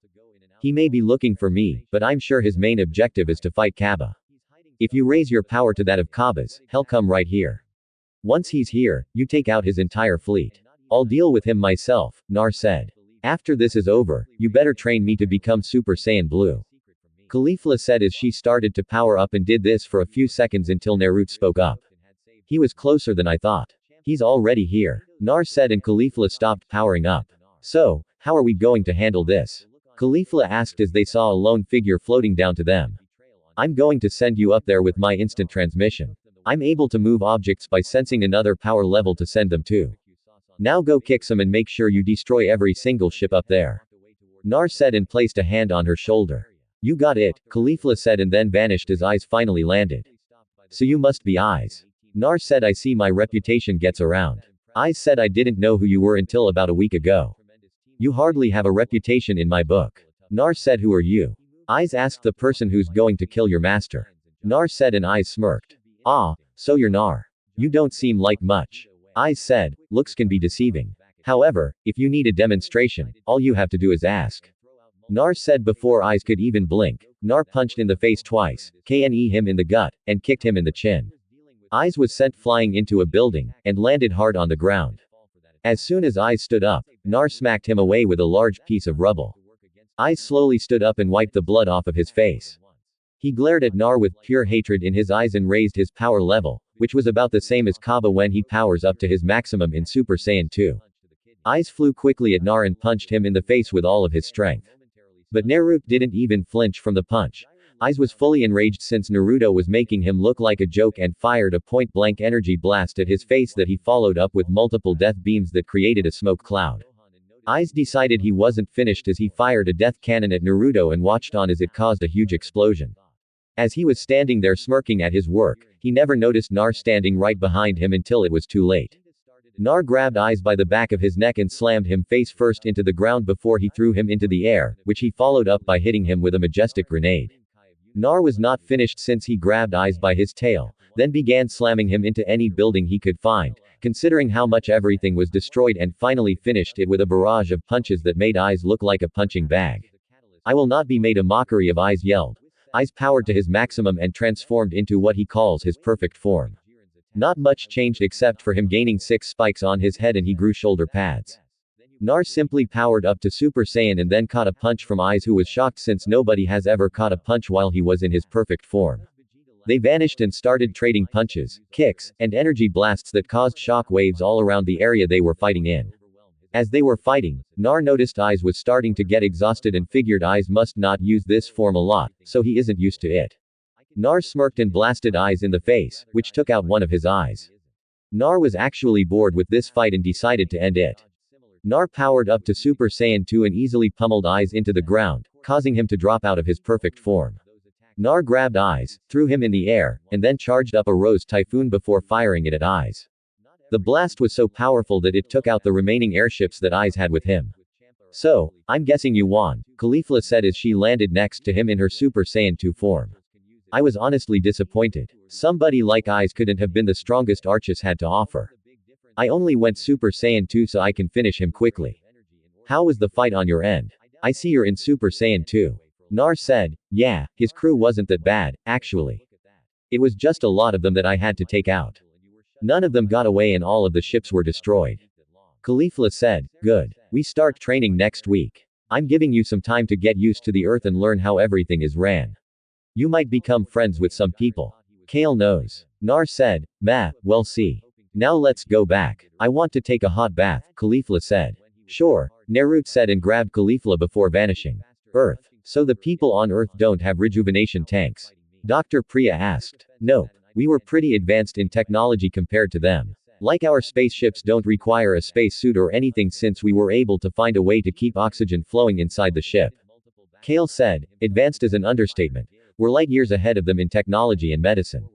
What are these little capsules you have laying around? Dr. Priya asked. Those are capsules that can store just about anything in them. A simple click is all it takes to release whatever is inside. Kale said, can I open this one?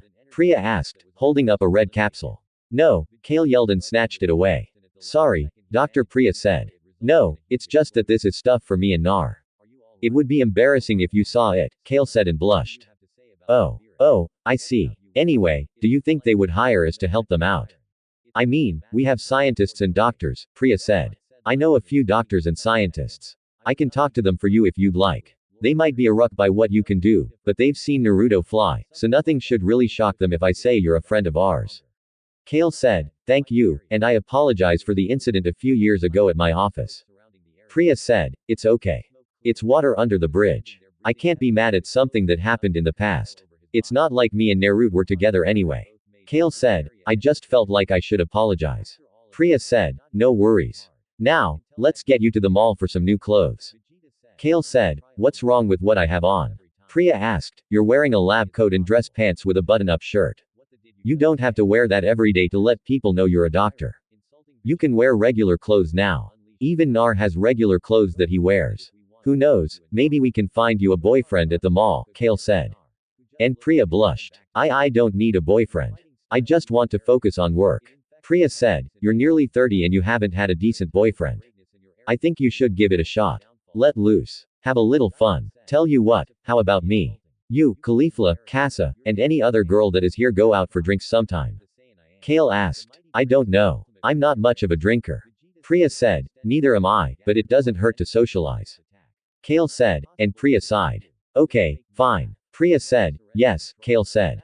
And then Nar returned with Caulifla. Yo, Nar said, what's up, girls? Caulifla asked. Kale planned a girls' night and wants to go drinking. Priya said, and Caulifla cheered. Hell yeah, I'm so in. When do we go? Caulifla asked. Let's go next week after you all get used to Earth. Kale said, while you plan your girls' night out, I'm going to train. Nar said and was about to fly away, but Kale grabbed him. How about you relax for a few hours with us? Kale suggested. I can't. There's something important that I need to do. It's something I need to beat Aries and I need to train every day. Nar said and Kale sighed.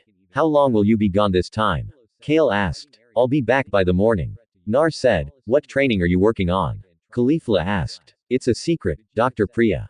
It was nice seeing you again. Nar said and flew off. You two didn't have an argument, did you? Priya asked. Huh. Oh no. He trains a lot and I know he's like the third strongest in our universe, but I still worry he might get seriously hurt. Kale said, don't worry. He'll be fine. Caulifla said, I guess you're right. Caulifla. Let's go make dinner. Kale said, I can't exactly cook. I'm sure you remember the last time. Caulifla said, I'll help. It's the least I can do. Priya said, are you sure? It's a lot of food we have to make. Kale said, I'm sure. I'm sure two people cooking is better than one. Priya said, if you insist, follow me. Kale said, hey, wait, what about me? Caulifla said, take a bath with Kaba. I'm sure you'd enjoy that. Kale said and flew off with Dr. Priya. That is a good idea. Hey, Kaba, get your over here, Caulifla said. Planet Arta sire, I have terrible news. A servant said, what is it? Ares asked. Aiz and his entire crew have been killed. All ships have been destroyed. The servant said, I see. Do you know who did it? Archus asked. I'm afraid not. My Leger. Since his entire fleet of ships were destroyed, we were unable to access any video footage from the fight. The servant said, that is interesting. What planet was he last on? Ares asked. The last recorded location is planet Gal of Frey. The servant said, send a search party and gather any evidence of who did this. Archus said, of course, my Leger permission to speak freely. The servant asked, it better be good, Archus said. Perhaps the one who did this is the Saiyan that is foolishly looking for you. Perhaps you should call in those three for extra protection just in case. As we know, Saiyans grow after every battle. And this one had the power to defeat a god after he was granted a seat at the table of deities. I'm not saying he can defeat you, but it is a possibility and something you should look into. This Saiyan seems quite unusual compared to the others if he is able to gather this much strength to rival even the weakest of angels. The servant said, although I am certain I can defeat this Saiyan with my eyes closed, call the three of them in. Tell them to remain on the ship until I return and give them their assignment. Ares said, of course, my liege.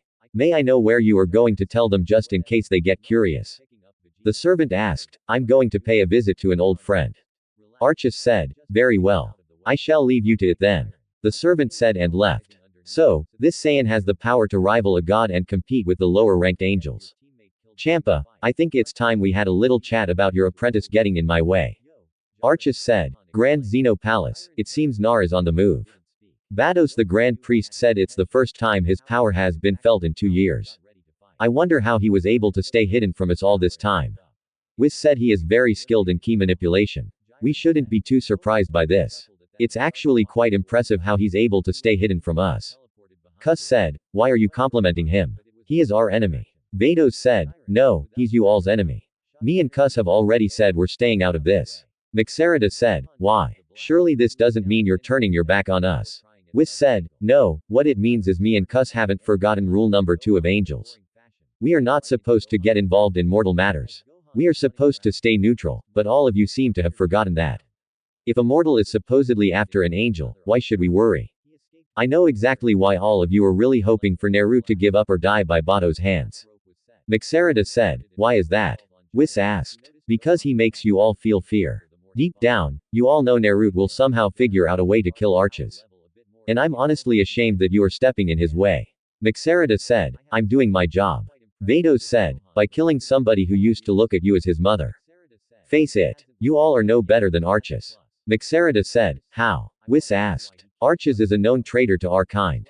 He spent the last however many years torturing and killing mortals, which is against angel code. It's basically rule number 1. The only deities that have the right to kill mortals are the gods of destruction. And yet, you all are trying to let him off with a slap on the wrist. Tell me, father, what would Archus' punishment be if he was turned in? Mixerida asked. He will be closely watched by the Omni Kings themselves and not allowed to leave the palace on top of fixing his mess. The Grand Priest said, well, it's a good thing Nar will find a way to kill him. I'm with Nar on this one. It's a shame how you still favor Ares, but I understand why. He was the first boy and was always your favorite child, Mixerida said and left. Cuss, you've been quiet this whole time. Anything you wish to say? Whis asked. No, Marita already said it for me. Cuss said, then you've chosen the enemy. Vados said, no, I'm choosing the right side. Cuss said and left. After Cuss and Mixera left, the room was silent as nobody wanted to say a word. The Grand Priest simply left the room and went to report this to the Omni Kings. Earth Nar was in the middle of meditating after he finished training and had to admit that the form he was looking for is extremely hard to reach. He spent his time training in Ultra Instinct, Super Saiyan God, and Super Saiyan Blue, but couldn't get the results he needed. All he knew was that the form he needed required divine ki since he would have to basically become an angel in a sense. He was brought out of his meditation when Cuss and Makarita showed up. Can I help you? Nar asked. No, but we can help you. Marita said, how's that? Nar asked. Mixerida told me about what she said you needed to defeat Ares and we may have an idea to help you. Cuss said, I'm all ears. Nar said, as you know, the form you are trying to achieve must have the same principles as Ultra Instinct, but possess divine ki.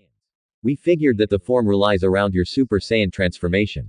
Mixerida said, we figured if you were to go through training as an angel and learn to separate yourself from raw emotions and worldly concerns that you may achieve this form. Cuss said, isn't that what I do with Ultra Instinct? Nar asked, no, Ultra Instinct requires you to separate your consciousness from the body. While in Ultra Instinct, it is still capable of feeling some emotion. When Lord Beerus uses Ultra Instinct, he fights with a certain, but his emotions never hinder any of his movements. The form you need requires you to devoid yourself from all emotion. In a sense, you need to become a being of pure intention. Mixerida said, what about love? I don't think I'll ever be able to let go of that emotion. I mean, Kale is the definition of love in my book. I can't forget about her. What if I still feel love for Kale and everyone else, but my intentions are still pure? Would that work? Nar asked. It's not how we angels do it, but you aren't an angel. Well, give it a shot, Mixerida said. If it doesn't work, then you'll have to sacrifice love while in that form. Cus said, and Nar sighed. I understand. Nar said, great. Now, we still have our angel duties that must be done in our universes, but we'll leave you a training regimen to follow. Mykarita said, that's okay. I need to train Caulifla anyway. Nar said, the loudmouth female Saiyan. Myxerida asked, that's the one. She wants to become Super Saiyan Blue, and I agreed to teach her how to use Divine Ki. Nar said, what about Kale? Cus asked. She can use Divine Ki, but she has a problem using it willingly since her body is so used to exerting all that Ki instead of keeping it inside. But she's close. Nar said, that's good. Now it's time to train, but only train in your Super Saiyan God and Super Saiyan Blue forms. We want you to feel as if Divine Ki is second nature to you since you barely use those transformations. Once that happens, then we can begin on trying to unlock your new form. Myxerida said. Nar powers up to Super Saiyan God, and he was immediately smacked away by their staff. His training would be brutal, and he would have to keep the rejuvenation tanks on standby. Champa's planet. Champa was relaxing on his planet, enjoying the quietness around him and enjoying some of Earth's food that Kale usually gives him. He was about to eat some ice cream, but he felt a powerful and familiar key signature arrive on his planet. Hello, Champa. Ares said, Archies, you are an uninvited guest. Get lost. Champa said, that won't happen. We need to talk about a certain Saiyan. Ares said and sat. So guys, what do you think about this Naruto story? Tell me your opinion in the comments. And if you want more Naruto what if stories, make sure to subscribe to Universe of Naruto. Thanks for watching.